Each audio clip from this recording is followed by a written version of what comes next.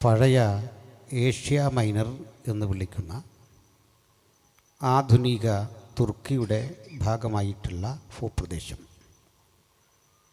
അടുത്തടുത്തായി കിടക്കുന്ന 10 പ്രസിദ്ധങ്ങളായ പ്രാദേശിക സഭകൾ. ആ സഭകളിൽ 7 പേര് നമ്മൾ വെളിപ്പാട് പുസ്തകത്തിൽ കാണുന്നുണ്ട്. അവശേഷിക്കുന്നവയിൽ വളരെ പ്രമുഖമായ ഒരു സഭയാണ് ഇപ്പോൾ വായിച്ച കൊലോസിയായിലെ സഭ.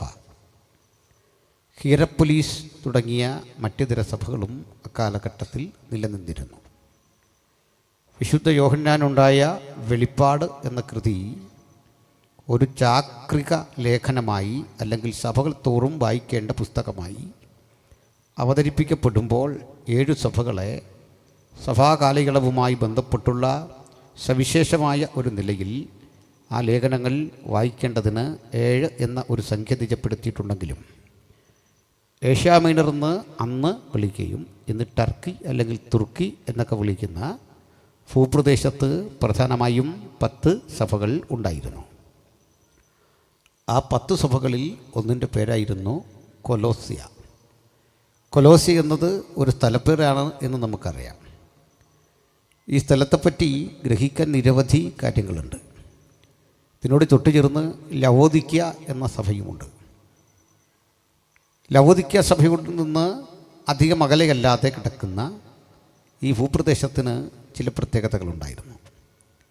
വ്യത്യസ്തങ്ങളായ ആ കാലഘട്ടത്തിലെ ആളുകൾ കുടിയേറിപ്പാർത്ത ഒരിടം, വിശേഷിച്ച് റോമക്കാരും ഗ്രീക്കുകാരുമൊക്കെ കുടിയേറിപ്പാർത്ത സ്ഥലം. ആ കുടിയേറ്റ ഭൂമിയിൽ വാസ്തവത്തിൽ റോമക്കാരേക്കാൾ സ്വാധീനം ഗ്രീക്കുകാർക്കായിരുന്നു. ഞാൻ ഗ്രീക്കുകാരെപ്പറ്റി ഒരു വാക്ക് ഒന്ന് പറയേണ്ടത് അത്യാവശ്യമാണ്. പ്രധാനമായും അന്നത്തെ കാലത്ത് ശ്രദ്ധേയങ്ങളായ 2 സമൂഹങ്ങളുണ്ടായിരുന്നു. ഒന്ന് ഗ്രീക്കുകാരും മറ്റൊന്ന് യഹൂദന്മാരുമാണ്. മൂന്നാമതുള്ളത് റോമക്കാരും ഇതര ജാതികളുമൊക്കെ. അങ്ങനെ വിശാലമാണ് ലിസ്റ്റെങ്കിലും ബൈബിൾ യഹൂദനും യവനനും എന്ന സവിശേഷമായ പ്രയോഗത്തിലൂടെ ഈ 2 സമൂഹങ്ങളുടെ സ്വഭാവ സവിശേഷതകൾ വ്യക്തമാക്കുന്നുണ്ട്. യഹൂദന്മാർ അടയാളം ചോദിക്കുന്നു, യവനന്മാർ ജ്ഞാനമന്വേഷിക്കുന്നു എന്നുള്ള പ്രയോഗം വളരെ പ്രസിദ്ധമാണ്. യവനൻ എന്ന മലയാള പദം ഗ്രീക്കുകാരൻ എന്ന ആ പ്രയോഗത്തിൻ്റെ മലയാളീകരണമാണ്. ആ പദം യുനാനി എന്നാണ് ഹിന്ദിയിൽ പറയുക. യുനാനി എന്നോ യവനൻ എന്നോ ഒക്കെയുള്ള ആ പ്രയോഗം ഗ്രീക്കുകാരെ ഉദ്ദേശിച്ചാണ്. എന്തുകൊണ്ട് ഗ്രീക്കുകാരെ യവനൻ എന്ന് വിളിച്ചു എന്ന് ചോദിച്ചാൽ, റോമക്കാർ ഗ്രീക്കുകാരെ വിളിച്ച പേര് അയോണിയന്മാർ എന്നാണ്. ഒരു ഉദാഹരണം, നമ്മുടെ നാട്ടിൽ പണിയെടുക്കാൻ വന്ന ബംഗാളികളായ സഹോദരങ്ങളെ നമ്മൾ ഭായി എന്ന് വിളിക്കാറുണ്ട്, ഭായിമാർ എന്ന് പറയാറുണ്ട്. വാസ്തവത്തിൽ ഭായി എന്നത് സഹോദരൻ എന്നുള്ളതിൻ്റെ ഒരു പ്രയോഗം മാത്രമാണ്. പക്ഷെ ഇവിടെ ഭായി എന്നതുകൊണ്ട് അർത്ഥമാക്കുന്നത് ബംഗാളിൽ നിന്ന് പണിയെടുക്കാൻ വന്ന അതിഥി തൊഴിലാളികളാണ്. എന്നതുപോലെ റോമക്കാർ ഗ്രീക്കുകാരെ വിളിച്ചൊരു പേരുണ്ട്, ആയോണിയന്മാർ. ആയോണിയൻ എന്ന പദത്തിന് നഗരവാസി അഥവാ പരിഷ്കാരി, സിവിലൈസ്ഡ് എന്നൊക്കെയാണ് അർത്ഥം. പരിഷ്കാരികളായ ആയോണിയന്മാർ എന്ന പ്രയോഗം മലയാളീകരിച്ചപ്പോൾ യവനൻ എന്നായി. അപ്പോൾ യവനൻ അഥവാ ഗ്രീക്കുകാരൻ എന്ന് പറയുന്ന ആ സമൂഹത്തിന് ചില പ്രത്യേകതകളുണ്ടായിരുന്നു. മറ്റേതൊരു നാട്ടിലെ ജനതയിൽ നിന്ന് വിഭിന്നമായ ജീവിതമൂല്യങ്ങളും സംസ്കാരങ്ങളും അവർക്കുണ്ടായിരുന്നു. വളരെ പുരാതന കാലം മുമ്പ് തന്നെ അവർക്കിടയിൽ ആഴമേറിയ പഠനം നിർവഹിക്കുന്ന തത്വചിന്തകന്മാരുണ്ടായിരുന്നു. ഞാനും നിങ്ങളുമൊക്കെ മനസ്സിലാക്കുന്ന ഗണിതശാസ്ത്രം അഥവാ മാത്തമാറ്റിക്സ്, അതിൻ്റെ പ്രാക്തനമായ രൂപം ഇന്ത്യയിലും ഗ്രീസിലുമായിരുന്നു ഏറ്റവും അധികം സ്വീകാര്യമായത് ശ്രദ്ധിക്കപ്പെട്ടത്. ഗ്രീക്കുകാർ പൊതുവെ നാടകം, സംഗീതം, കല, വിശേഷിച്ച് നാടകം പോലെയുള്ള കവിത പോലെയുള്ള പരിപാടികൾക്ക് വലിയ പ്രാധാന്യം കൊടുത്തിരുന്നു. കലയെക്കുറിച്ച് മാത്രമായിരുന്നില്ല അവരുടെ ആകാംക്ഷ. കായിക മാമങ്ങൾക്കും അവർ വലിയ പരിഗണന കൊടുത്തിരുന്നു.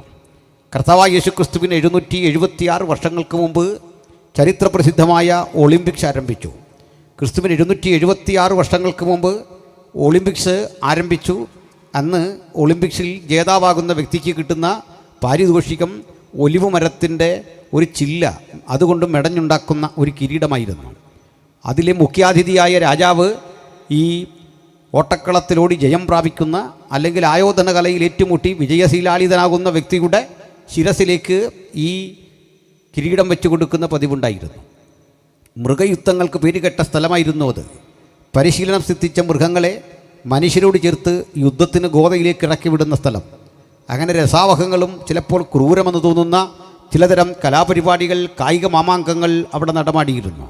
അതൊരു വശത്തു നടക്കുമ്പോൾ ഗ്രീക്കിലെ ആളുകൾ ഗണിതശാസ്ത്രപരമായ അന്വേഷണങ്ങളുടെ ആഴങ്ങളിലൂടെ സഞ്ചരിച്ചിരുന്നു. അതുകൂടാതെ തന്നെ ഞാനും നിങ്ങളും ഇന്ന് അനുഭവിക്കുന്ന ആധുനികമായ വൈദ്യശാസ്ത്രത്തിൻ്റെ പ്രാക്തനമായ രൂപം പ്രസിദ്ധനായ ഹിപ്പോക്രാറ്റസ് എന്നറിയപ്പെടുന്ന വൈദ്യശാസ്ത്രജ്ഞനെ പറ്റി അറിയാം. ഗാലൻ എന്നറിയപ്പെടുന്ന പിൽക്കാലഘട്ടത്തിലെ വൈദ്യശാസ്ത്രജ്ഞനെ പറ്റി അറിയാം. പ്രസിദ്ധനായ അരിസ്റ്റോട്ടിൽ പോലും ഒരു ഡോക്ടറായിരുന്നു. എന്തിന് വിശുദ്ധ ബൈബിളിലെ നമ്മുടെ ഒരു സുവിശേഷവും സഭാചരിത്രകൃതിയായ അപ്പോസ്തല പ്രവൃത്തിയും എഴുതിയ ഗ്രീക്കുകാരനായ ലൂക്കോസ് ഒരു ഡോക്ടറായിരുന്നു. അങ്ങനെ വൈദ്യശാസ്ത്രത്തിന് പേരുകെട്ട സ്ഥലം. ഇങ്ങനെയുള്ള ഭൂപ്രദേശത്തു നിന്നുള്ള ആളുകളുടെ പൊതുവായ ഒരു രീതി എന്ന് പറയുന്നത് അറിവിനും അഭ്യസ്തവിദ്യരായ ആളുകളുടെ പുരോഗതിക്കും വലിയ പ്രാധാന്യം കൊടുത്തിരുന്നു അവരെന്നുള്ളതാണ്. മാത്രമല്ല, രസാവഹമായൊരു കാര്യം, അവരുടെ ഒരു പൊതുവേദി ഏതൻസ് എന്ന് നമ്മൾ ഇന്ന് വിളിക്കുന്ന അഥേനയിൽ അന്നുണ്ടായിരുന്നു. ഗ്രീസിലെ പ്രസിദ്ധമായ ഏതൻസ് എന്നറിയപ്പെടുന്ന ഭൂപ്രദേശത്ത് അല്ലെങ്കിൽ അഥേന എന്ന് വിളിക്കുന്ന ഭൂപ്രദേശത്ത് വലിയ വിശാലമായ ഒരു ഗ്രൗണ്ട് ഉണ്ടായിരുന്നു. ആ ഗ്രൗണ്ടിൽ അല്പം പൊക്കമുള്ള ഇതുപോലെ സ്റ്റേജും ഉണ്ടായിരുന്നു. ആ സ്റ്റേജിൽ ധാരാളം ആളുകൾ പ്രഭാഷകരായി എത്തും. പ്രത്യേകം പേരും വിലാസവും ക്ഷണപത്രവും ഒന്നുമില്ലാതെ, നോട്ടീസ് അടിക്കാതെ ഇന്ന് കാണുന്ന രീതിയിൽ നിന്ന് വിഭിന്നമായി അന്നത്തെ കാലത്തെ ഒരാശയവിനിമയ രീതി ഉണ്ടായിരുന്നു. അത് എന്തായിരുന്നു എന്ന് ചോദിച്ചാൽ, ഏതെങ്കിലും വിഷയത്തെപ്പറ്റി നിങ്ങൾക്കൊന്ന് പ്രസംഗിക്കണം, അല്ലെങ്കിൽ നിങ്ങൾക്കൊരു പാട്ട് പാടണം, നിങ്ങൾക്ക് ഒരു കവിത അവതരിപ്പിക്കണം. ഇത് കേൾക്കാൻ ആളില്ല എന്ന് വിഷമിക്കേണ്ടതില്ല. എല്ലാ ദിവസവും ഈ പറയപ്പെട്ട അഥേനയിലെ ഈ വലിയ വേദിക്ക് മുമ്പിൽ ആളുകൾ തടിച്ചുകൂടുമായിരുന്നു. വൈകാറായ വേളകളിൽ ജോലി കഴിഞ്ഞെത്തുന്ന മനുഷ്യർ പരസ്പരം കാണുവാൻ തിരികെ പോകാനൊക്കെയുള്ള വെളിച്ചം കരുതി ആ സ്ഥലത്ത് വന്ന് സന്ധ്യയായിക്കഴിഞ്ഞാൽ വെളിച്ചം ജ്വലിപ്പിച്ച് ആളുകളുടെ പാട്ട് കേൾക്കാൻ, പ്രസംഗം കേൾക്കാൻ, പുതുതായ ചിന്തകൾ കേൾക്കാൻ, ഗവേഷണത്താൽ ഉരുത്തിരിഞ്ഞ പുതിയ ആശയങ്ങൾ കേൾക്കാൻ വന്നുകൂടുമായിരുന്നു. ആ സ്ഥലത്ത് വിളിച്ചിരുന്നത് അരയോപകക്കുന്ന് എന്നായിരുന്നു. അരയോപകക്കുന്ന് അല്പം ചെങ്കുത്തായി കിടക്കുന്ന രസാവഹമായൊരു പുൽത്തകിടിയായിരുന്നു. ആ പുൽത്തകിടിയിൽ വളരെ നമുക്ക് അല്പം വിസ്മയം തോന്നുന്ന നിരവധി കാഴ്ചകൾ കാണാം. ആ കാഴ്ചകളിലൊന്ന് എണ്ണിയാലൊടുങ്ങാത്ത ദേവീദേവന്മാരെ സ്തുതിക്കുന്ന ആളുകളിൽ ആ കൂടെ ഉണ്ടായിരുന്നു. ആ ദേവീദേവന്മാർക്ക് വേണ്ടി ഗ്രീസിലെ ചിന്തകന്മാരായ ആളുകളും അതിൻ്റെ പ്രാണേതാക്കളായ മനുഷ്യരും വ്യത്യസ്ത രൂപങ്ങളുണ്ടാക്കി അതിനെ പൂജാവസ്തുക്കളാക്കി കണ്ട് അവിടെയൊക്കെ അർച്ചനകൾ, സ്തോത്രങ്ങൾ, പ്രാർത്ഥനകൾ നടത്തുമായിരുന്നു. ഒരിക്കൽ ഇവിടേക്ക് നിരവധി ആടുകളുമായൊരു ഭക്തൻ വന്നു. ഈ ആടുകളെ ഇതിൻ്റെ മധ്യത്തിലേക്ക് അഴിച്ചുവിട്ടു. ഈ ആടുകൾ ഓരോന്നോരോന്ന് പോയിട്ട് ഈ ദേവീദേവ സ്തംഭങ്ങളുടെ മുമ്പിൽ, ആ യാഗപീഠങ്ങളുടെ മുമ്പിൽ പോയി കിടന്നു. ആ കിടന്ന മൃഗങ്ങളെയൊക്കെ അവിടെയുള്ള കല്ലിൽ വെലികഴിച്ചുകൊണ്ട് ആ ദേവപ്രീതിക്ക് വേണ്ടി അവർ ആരാധനയും അർച്ചനകളും നടത്തിക്കൊണ്ടിരിക്കുമ്പോൾ രസാവഹമായൊരു കാര്യമുണ്ടായി. ഇതിൽ ഒരാട് പേരൊന്നും എഴുതി വെക്കാത്ത ഒരു കല്ലിൻ്റെ അരികിൽ പോയി കിടന്നു. അത് കണ്ടിട്ട് ആളുകൾ ധരിച്ചു, ഈ കല്ലിലും ഏതോ ഞങ്ങൾ അറിയാത്തൊരു ദേവനുണ്ട്. ഒരു ദേവൻ്റെ അല്ലെങ്കിൽ ഒരു ദൈവിക ശക്തിയുടെ ഒരു വെളിച്ചം എവിടെയോ പ്രസരിക്കുന്നുണ്ട്. അതുകൊണ്ട് ആ കല്ലിന് പ്രത്യേക പരിഗണന നൽകിക്കൊണ്ട് അവർ ആ ദേവനൊരു പേരെഴുതി വെച്ചു, അജ്ഞാത ദേവൻ. ഞങ്ങളാൽ അറിയപ്പെടാത്ത, ഞങ്ങളാൽ കേട്ടിട്ടില്ലാത്ത, ഞങ്ങളുടെ പിതാക്കന്മാർ വന്നിച്ചിട്ടില്ലാത്ത ഒരു അജ്ഞാത ദേവൻ. അങ്ങനെയുള്ള രസാവഹങ്ങളായ ഒട്ടേറെ ചിന്തകൾ, ഞങ്ങൾ ആരാധിച്ചും പൂജിച്ചും പോരുന്ന ദൈവസങ്കല്പങ്ങൾക്കപ്പുറത്ത് ഒരു ദൈവം ഇതാ ഉണ്ട്. ആ തോന്നൽ അവരെ ഇങ്ങനെ നിരന്തരം ചിന്താപരമായ വഴികളിലൂടെ നടത്തിക്കൊണ്ടിരുന്നു. ആ സ്ഥലത്തേക്ക് ഒരിക്കൽ പൗലോസ്ലീഹ ചെല്ലുന്നുണ്ട് വിശുദ്ധ ബൈബിളിൽ. അത് അപ്പോസ്തല പ്രവൃത്തിയുടെ 17-ാം അധ്യായത്തിൽ രേഖപ്പെടുത്തിയിട്ടുണ്ട്. അവിടെ രേഖപ്പെടുത്തുന്നു, ആ പൗലോസ് അഥേനയിലെത്തുന്ന രംഗം, ഏതൻസിലെത്തുന്ന രംഗം. ഒളിമ്പിക്സ് ആരംഭിച്ച ഏതൻസ് എന്നറിയപ്പെടുന്ന ആ ഭൂപ്രദേശത്ത് ചെല്ലുമ്പോൾ ഈ അരയോപക എന്ന് പറഞ്ഞ സ്ഥലം കണ്ടു. അരയോപകയിൽ ആളുകൾ തടിച്ചുകൂടിയിരിക്കുന്നത് കണ്ടു. അവർ ചിലരോട് ചോദിച്ചു, നിങ്ങൾ എന്തിനാണ് ഇവിടെ കൂടിയിരിക്കുന്നത്? അവർ പറഞ്ഞു, പുതുമകളുള്ള പ്രസംഗം കേൾക്കാൻ, പുത്തൻ കവിതകൾ കേൾക്കാൻ, നല്ല പാട്ടുകൾ കേൾക്കാൻ, ഏറ്റവും നൂതനമായ സംഗീത ഉപകരണങ്ങളിൽ നിർഗളിക്കുന്ന ആ നാദധാരയിൽ സ്വയം വിലയം പ്രാപിക്കാൻ, അങ്ങനെ അഭൗതികമായ അതീന്ദ്രിയമായ ജീവിതത്തിൻ്റെ സന്തോഷങ്ങൾക്കും ആധ്യാത്മികതയുടെ അന്വേഷണങ്ങൾക്കും ഞങ്ങൾ ഇതുവഴി വരുന്നതാണ്, അല്ലാതെ മറ്റൊന്നും കേൾക്കാൻ ഞങ്ങൾക്ക് സമയമില്ല. ഇത് കേട്ട് പൗലോസ് അരയോപകസ്ഥാനീയൻ്റെ അരികിൽ ചെന്നു. അരികിൽ ചെന്നിട്ട് പറഞ്ഞു, എനിക്കിവിടെ ഒരു പ്രസംഗത്തിന് അവസരം വേണം, എനിക്കൊരു അവസരം തന്നാലും. അങ്ങനെ ആര് ചോദിച്ചാലും അവസരം കൊടുക്കുന്ന സ്ഥലമാണത്. ഇംഗ്ലണ്ടിലുമൊക്കെ ഇങ്ങനെയുള്ള സ്ഥലങ്ങൾ ഇപ്പോഴുമുണ്ട്. ഏത് വിഷയത്തെക്കുറിച്ച് ആർക്കും പബ്ലിക്കിൽ നിന്ന് പ്രസംഗിക്കാം. അവിടെ നിയമ തടസ്സങ്ങളൊന്നുമില്ല. അങ്ങനെ പ്രീച്ചേഴ്സ് കോർണറുണ്ട്. സമയമുള്ളവർക്കൊക്കെ വന്ന് കേൾക്കാം. എല്ലാവരും ഇവിടെ ചെല്ലണമെന്ന് നിർബന്ധമില്ലല്ലോ. ആവശ്യമുള്ളവർക്ക് ആശയവിനിമയത്തിന് അത്തരം സ്ഥലങ്ങൾ പ്രസിദ്ധങ്ങളായ സിവിലൈസ്ഡ് കമ്മ്യൂണിറ്റിക്കിടയിലൊക്കെ ലഭിക്കുക പതിവാണ്. ഇവിടെയും ഈ സ്ഥലം കണ്ടു. പൗലോസ്ലീഹ അവിടെ ചെന്നിട്ടൊരവസരം ചോദിച്ചു. അരയോപക സ്ഥാനീയൻ, അതിൻ്റെ ആ അധ്യക്ഷൻ, അത് നടത്തിക്കുന്ന എൻ്റെ നടത്തിപ്പുകാരൻ പറഞ്ഞു, നിങ്ങൾക്ക് പ്രസംഗിക്കാം. പ്രസംഗിക്കാനായി പൗലോസ് എന്ന മനുഷ്യൻ പതുക്കെ ഈ സ്റ്റേജിലേക്ക് നടന്നെടുക്കുന്നു. അദ്ദേഹത്തിൻ്റെ രൂപവും ഭാവവും കണ്ട് ആ മനുഷ്യനെ കണ്ടിട്ടൊന്ന് വിലയിരുത്തി. അദ്ദേഹത്തിൻ്റെ തന്നെ ജീവിത ചരിത്രത്തിൽ അദ്ദേഹം പറയാറുണ്ടല്ലോ, ഞാൻ ഒരു അകാലപ്രജയാണ്, വാക്സാമർത്ഥ്യമുള്ള ആളല്ല. അകാലപ്രജയെന്നും വാക്സാമർത്ഥ്യമില്ലാത്തവനെന്നും ഒക്കെ സ്വയം ചുരുങ്ങുന്ന എളിമയുടെ അല്ലെങ്കിൽ സംയമനത്തിൻ്റെ, സമർപ്പണത്തിൻ്റെ, ദൈവികമായ വിധേയത്വത്തിൻ്റെ പ്രതീകമായ പൗലോസ്ലീഹ അരയോപക എന്ന കുന്നിലേക്ക് കയറി നിന്നു. മലയാളം ബൈബിളിൽ വളരെ വ്യക്തമായി ഒരു കാര്യം എഴുതി വെച്ചിരിക്കുന്നു. ഇംഗ്ലീഷ് ബൈബിളിലുമുണ്ട്. മലയാളം ബൈബിളിൽ ആ പ്രയോഗം നമ്മളേറെ ചിന്തിക്കേണ്ടതാണ്. ആ സ്റ്റേജിലേക്ക് നടന്നു കയറുന്ന പൗലോസ്ലീഹ എന്ന ആ മനുഷ്യനെ കണ്ടിട്ട് തൊട്ടുമുമ്പാകരിക്കുന്ന ഓഡിയൻസ് ചിലർ ഉച്ചത്തിൽ ചോദിക്കാൻ തുടങ്ങി, ഈ വിടുവായൻ എന്ത് പറയാൻ പോകുന്നു? ഈ വിഡ്ഢി എന്താണ് പറയാൻ പോകുന്നത്? നോക്കണം, സാധാരണഗതിയിൽ കൊടുക്കുന്നൊരു കമൻ്റാണ്, ഈ വിഡ്ഢി എന്ത് വിഡ്ഢിത്തം പുലമ്പാൻ പോകുന്നു? പക്ഷേ പൗലോസ് അവിടേക്ക് കടന്നു നിന്നു. അധേനാ പുരുഷന്മാരെ, നിങ്ങൾ ഭൂലോകത്തൊക്കെയുള്ള സകല മനുഷ്യരിലും അതിഭക്തന്മാരെന്ന് ഞാൻ കേൾക്കുന്നു. ഭൂലോകത്തിൻ്റെ അന്നത്തെ സ്ഥിതി എന്താണ്? ഇന്ത്യ പോലെയുള്ള രാജ്യങ്ങളിൽ നിരീശ്വരവാദം കൊടുമ്പിരിക്കൊണ്ടിരിക്കുന്ന കാലഘട്ടം. വളരെ പ്രസിദ്ധങ്ങളായ ഭാരതീയ തത്വചിന്തകളിൽ നിരീശ്വരവാദമാണ് തലപൊക്കി നിന്നത്. ഞാൻ അതുകൂടി ഒന്ന് ചേർത്ത് താരതമ്യപ്പെടുത്തിയെങ്കിൽ മാത്രമേ ഈ ചിന്തയുടെ പ്രസരണം കൃത്യമായ ഒരളവിലേക്ക് മുമ്പോട്ട് പോകുകയുള്ളൂ. എന്തായിരുന്നു കർത്താവായ യേശു ക്രിസ്തുവിനുമുള്ള ഭാരതത്തിൻ്റെ ചരിത്രവും അതിൻ്റെ അക്കാലഘട്ടത്തിൽ നിലനിന്നിരുന്ന വ്യവസ്ഥിതിയും? ചിലരെങ്കിലും ചിന്തിക്കുന്നത് പോലെ, ചിലരൊക്കെ നമ്മെ തെറ്റിദ്ധരിപ്പിക്കാൻ ശ്രമിക്കുന്ന പോലെ ഇന്ത്യ പൗരാണിക കാലത്ത് ഏതെങ്കിലും ഒരു മതത്തിന് വിധേയമായിരുന്നില്ല. ഇന്ത്യയിൽ ഏതെങ്കിലും ഒരു മതം കൊടികുത്തി വാണുകൊണ്ട് ആ മതത്തിൻ്റെ ഇഷ്ടാനിഷ്ടകളും അതിൻ്റെ താല്പര്യങ്ങളും ഇന്ത്യക്കാരെ മുഴുവൻ ഒരുപോലെ ഭരിച്ചിരുന്നു എന്നുള്ള പൊള്ളയായൊരു വാദം ഇവിടെ നിലനിൽക്കുന്നുണ്ട്. നിങ്ങളത് സവിസ്തരം കേൾക്കേണ്ടതാണ്, ശ്രദ്ധിക്കേണ്ടതാണ്. ഞാൻ പറയട്ടെ, ചരിത്രത്തിൻ്റെ ഒരു ഘട്ടത്തിലും ഇന്ത്യ ഏതെങ്കിലും ഒരു മതത്തിന് വിധേയമായിരുന്നില്ല. ഇന്ത്യ മഹാരാജ്യത്തെ ഇന്ന് കാണുന്ന രാഷ്ട്രീയ ഭൂപടം വെച്ച് ഭരിച്ച ഒരു മതമോ ഒരു രാജാവോ ഉണ്ടായിരുന്നില്ല. എന്നാൽ പിൽക്കാലഘട്ടത്തിൽ AD-യിൽ നമ്മൾ ചില കാഴ്ചകളൊക്കെ കാണുന്നുണ്ട്. അങ്ങനെ ഭരിച്ച രാജാക്കന്മാരെ കുറിച്ചൊക്കെ കാണുന്നുണ്ട്. അത് മറ്റൊരു സത്യം. ഞാൻ എന്തിനാണ് പറഞ്ഞതെന്ന് നോക്കട്ടെ. ഇന്ത്യയിലെ പ്രബല മതങ്ങളൊക്കെ ഇന്ത്യയിലേക്ക് കാലത്തിൻ്റെ ഏതെങ്കിലും ഘട്ടത്തിൽ കടന്നു കയറി വന്നതാണ്. കൈബർ ചുരം കടന്ന് കാലുതീറ്റാൻ ഇന്ത്യയിലേക്ക് വന്ന പൗരാണികന്മാരുണ്ട്. അവരൊക്കെ ഇന്ത്യയിൽ വാസമുറപ്പിച്ചിട്ട് തദ്ദേശീയമായ ഇന്ത്യയുടെ സംസ്കാരം, അതിൻ്റെ ചരിത്രം തങ്ങളോട് കെട്ടുപിണഞ്ഞ് കിടക്കുന്നു എന്ന് ഏതെങ്കിലും തരത്തിൽ വാചക കസർത്ത് നടത്താറുണ്ട്. സംവാദവേദികളിൽ, ചർച്ചാവേദികളിൽ ഇത്തരം വാചക കസർത്തുകൾ തകർന്നടിയുന്ന ഒരു കാഴ്ച നിങ്ങൾ കണ്ടിട്ടുണ്ട്. കാരണം ഇന്ന് കെട്ടിപ്പൊക്കിക്കൊണ്ടിരിക്കുന്ന അത്തരം ചിന്താധാരകൾ അപ്രസക്തമാണ് എന്ന് ആധുനിക പഠനങ്ങൾ, ആധുനിക ഗവേഷണങ്ങൾ തെളിയിച്ചിട്ടുണ്ട്. ഞാൻ അതിലേക്ക് കടക്കേണ്ടതില്ല. കാരണം ഇന്ത്യയുടെ പൗരാണികമായ ചരിത്രം അടിയുറച്ചിരിക്കുന്നത് ഒരിക്കലും ഈശ്വരവിശ്വാസത്തിലല്ല. ഇന്ത്യയിലെ പൗരാണികന്മാർ ദൈവത്തെപ്പറ്റിയോ അതീന്ദ്രിയ ശക്തിയെപ്പറ്റിയല്ല പറഞ്ഞത്. ഇന്ത്യയിലെ ഏറ്റവും പ്രസിദ്ധനായ പൗരാണികമായ അല്ലെങ്കിൽ ഏറ്റവും പുരാതനമായ ആ തത്വചിന്തകൻ അന്വേഷിച്ചെത്തിയത് നമുക്ക് എല്ലാം അറിയപ്പെടുന്നൊരു ചിന്തകനുണ്ട്. അദ്ദേഹത്തിൻ്റെ പേര് ചാർവാകൻ എന്നാണ്. ചാർവാകൻ എന്നറിയപ്പെടുന്ന ഇന്ത്യയുടെ പുരാതന മഹർഷി, ഒരു പൗരാണികനായ മഹർഷി യുഗലോകത്തെ പഠിപ്പിച്ചത് ദൈവത്തെ പറ്റിയല്ല. ചാർവാകൻ ഒരു ദൈവ നിഷേധിയായിരുന്നു. ചാർവാകൻ എന്നറിയപ്പെടുന്ന ആ മഹർഷി വര്യന് ആയിരക്കണക്കിന് അനുഗാമികളുണ്ടായിരുന്നു. വെയിലിനെപ്പറ്റി, മഴയെപ്പറ്റി, ഇഴഞ്ഞു നീങ്ങുന്ന പാമ്പുകളെപ്പറ്റി, ഉദിച്ചുയരുന്ന സൂര്യനെപ്പറ്റി, മരണത്തെപ്പറ്റി, ജനനത്തെപ്പറ്റി ചാർവാകൻ്റെ അന്വേഷണങ്ങളെല്ലാം ശാസ്ത്രത്തോടേറെ ഒട്ടി നിൽക്കുന്നതും ആധുനികരായ യുക്തിവാദികൾക്കും നിരീശ്വരന്മാർക്കും ഹരം പകരുന്ന വിധത്തിലുമുള്ളതായിരുന്നു. ചുരുക്കത്തിൽ ഇന്ത്യയിൽ രൂപപ്പെട്ട ഏറ്റവും ശ്രേഷ്ഠമായ ദാർശനിക പദ്ധതിയായ ചാർവാകൻ്റെ മതത്തിൽ ദൈവമില്ല.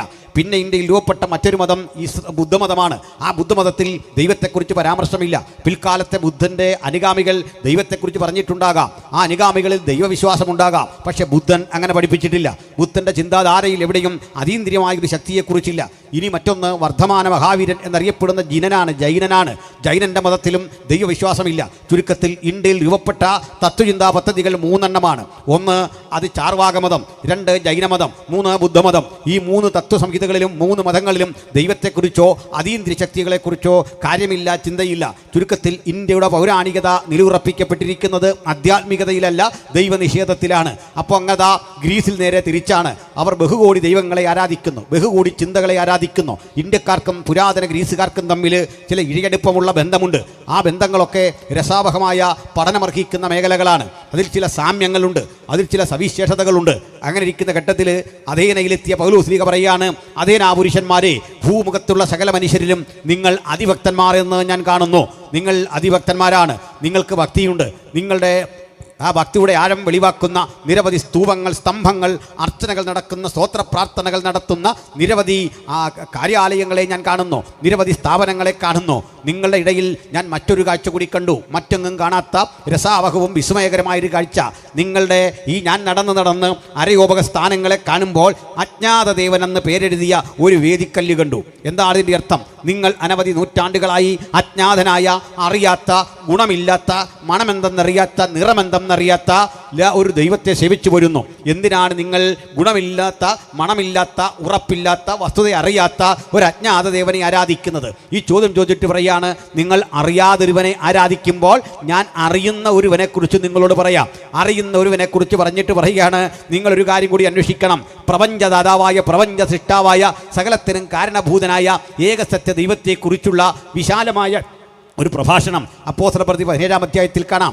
എന്നിട്ട് പറയുകയാണ്, പ്രപഞ്ചനാഥനായ ദൈവം സ്വർഗത്തിനും ഭൂമിക്കും നാഥനാണ്. സ്വർഗത്തിനും ഭൂമിക്കും നാഥനാകൊണ്ട് അവൻ മനുഷ്യൻ്റെ കൈപ്പണികളാൽ തീർത്ത ഏതെങ്കിലും ദേവാലയങ്ങളിൽ വാസം ചെയ്യുന്നില്ല.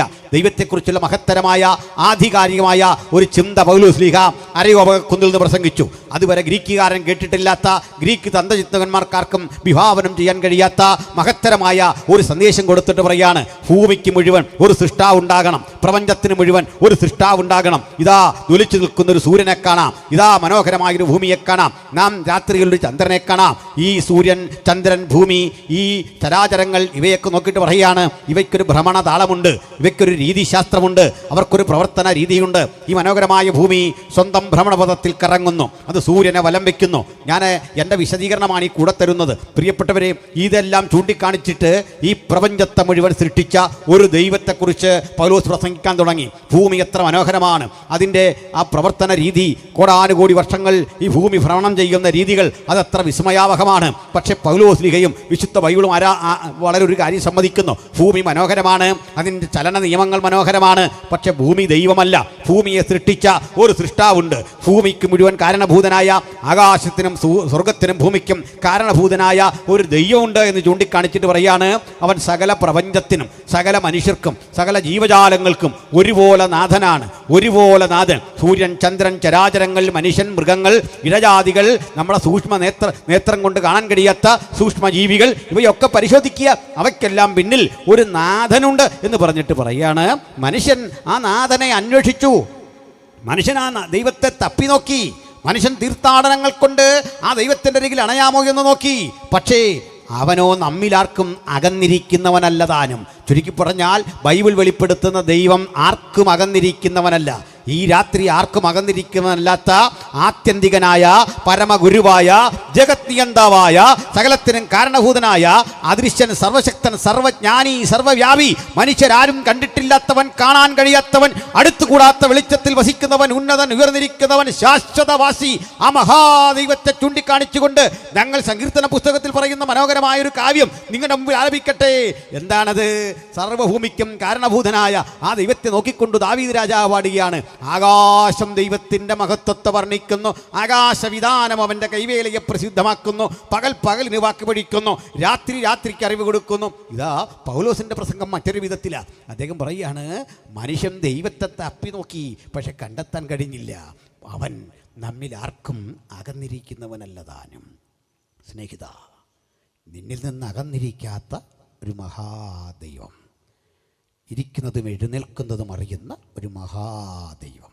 ഇത് തിരിച്ചറിഞ്ഞ ഭക്തൻ പറയാ, ദൈവമേ, നീ അറിയാതൊരു വാക്കും എൻ്റെ നാവിന്മേലില്ല. ഞാൻ ഇരിക്കുന്നതും എഴുന്നേൽക്കുന്നതും നീ അറിയുന്നു. എൻ്റെ നിരൂപണം ദൂരത്ത് നിന്ന് ഗ്രഹിക്കുന്നു.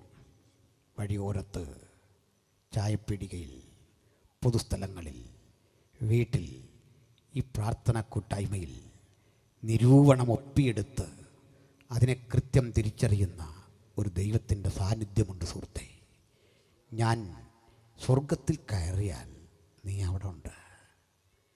ഞാൻ പാതാളത്തിൽ എൻ്റെ കിടക്ക വിരിച്ചാൽ നീ അവിടെ വരും. അടുത്ത പ്രയോഗം അത്ഭുതകരമാണ്. ഞാൻ ഉഷസ്സിൻ ചിറക് ധരിച്ച്, ലോകത്തിലെ ഏറ്റവും വലിയ വേഗതയായി ശാസ്ത്രം കണ്ടെത്തിയത് പ്രകാശവേഗമാണ്. ആധുനിക സിദ്ധാന്തങ്ങൾ അതിനെ തള്ളിക്കളയുന്നുണ്ട് പലതും.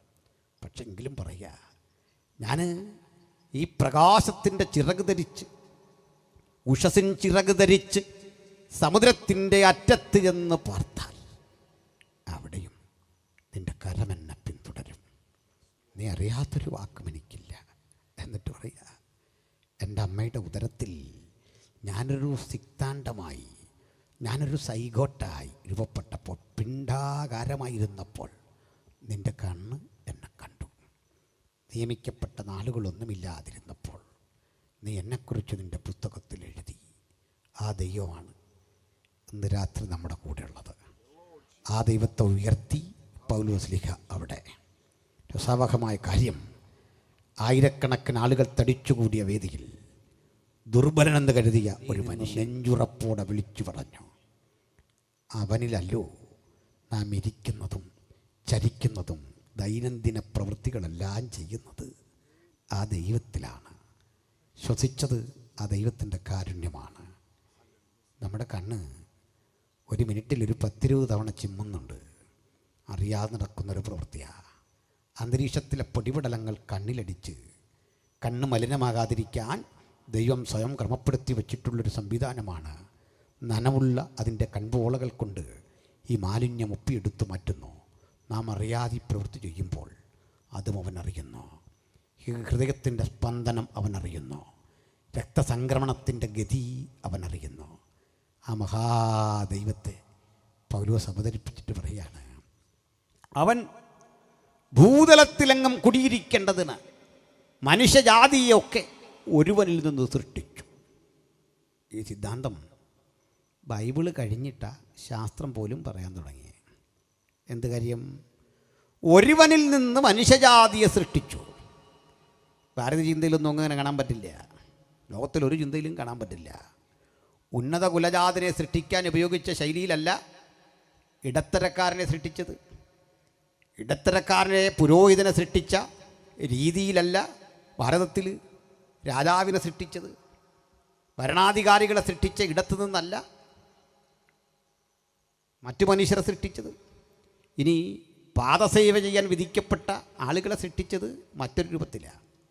സൃഷ്ടിക്ക് പോലും വർണ്ണവൈജാത്യങ്ങളുടെ സവിശേഷതകൾ പറഞ്ഞ് അലങ്കരിക്കുന്ന ഒരു ലോകത്ത് ബൈബിൾ പറയാ, അവൻ ഒരുത്തനിൽ നിന്ന് മനുഷ്യജാതിയൊക്കെ ഉളവാക്കി അവരുടെ നിവാസത്തിന് അതിരുകളും കാലങ്ങളും നിശ്ചയിച്ചു.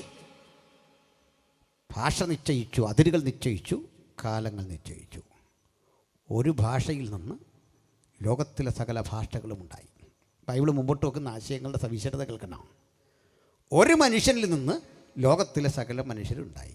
ശാസ്ത്രം അത് തന്നെ പറയുന്നു. അല്പം വ്യത്യാസം ഉണ്ടെന്നേ ഉള്ളൂ. രണ്ടാമത്, എല്ലാ ഭാഷയും ഒരു പൊതുഭാഷയിൽ നിന്നുണ്ടായി എന്ന് ബൈബിൾ പറയുന്നു.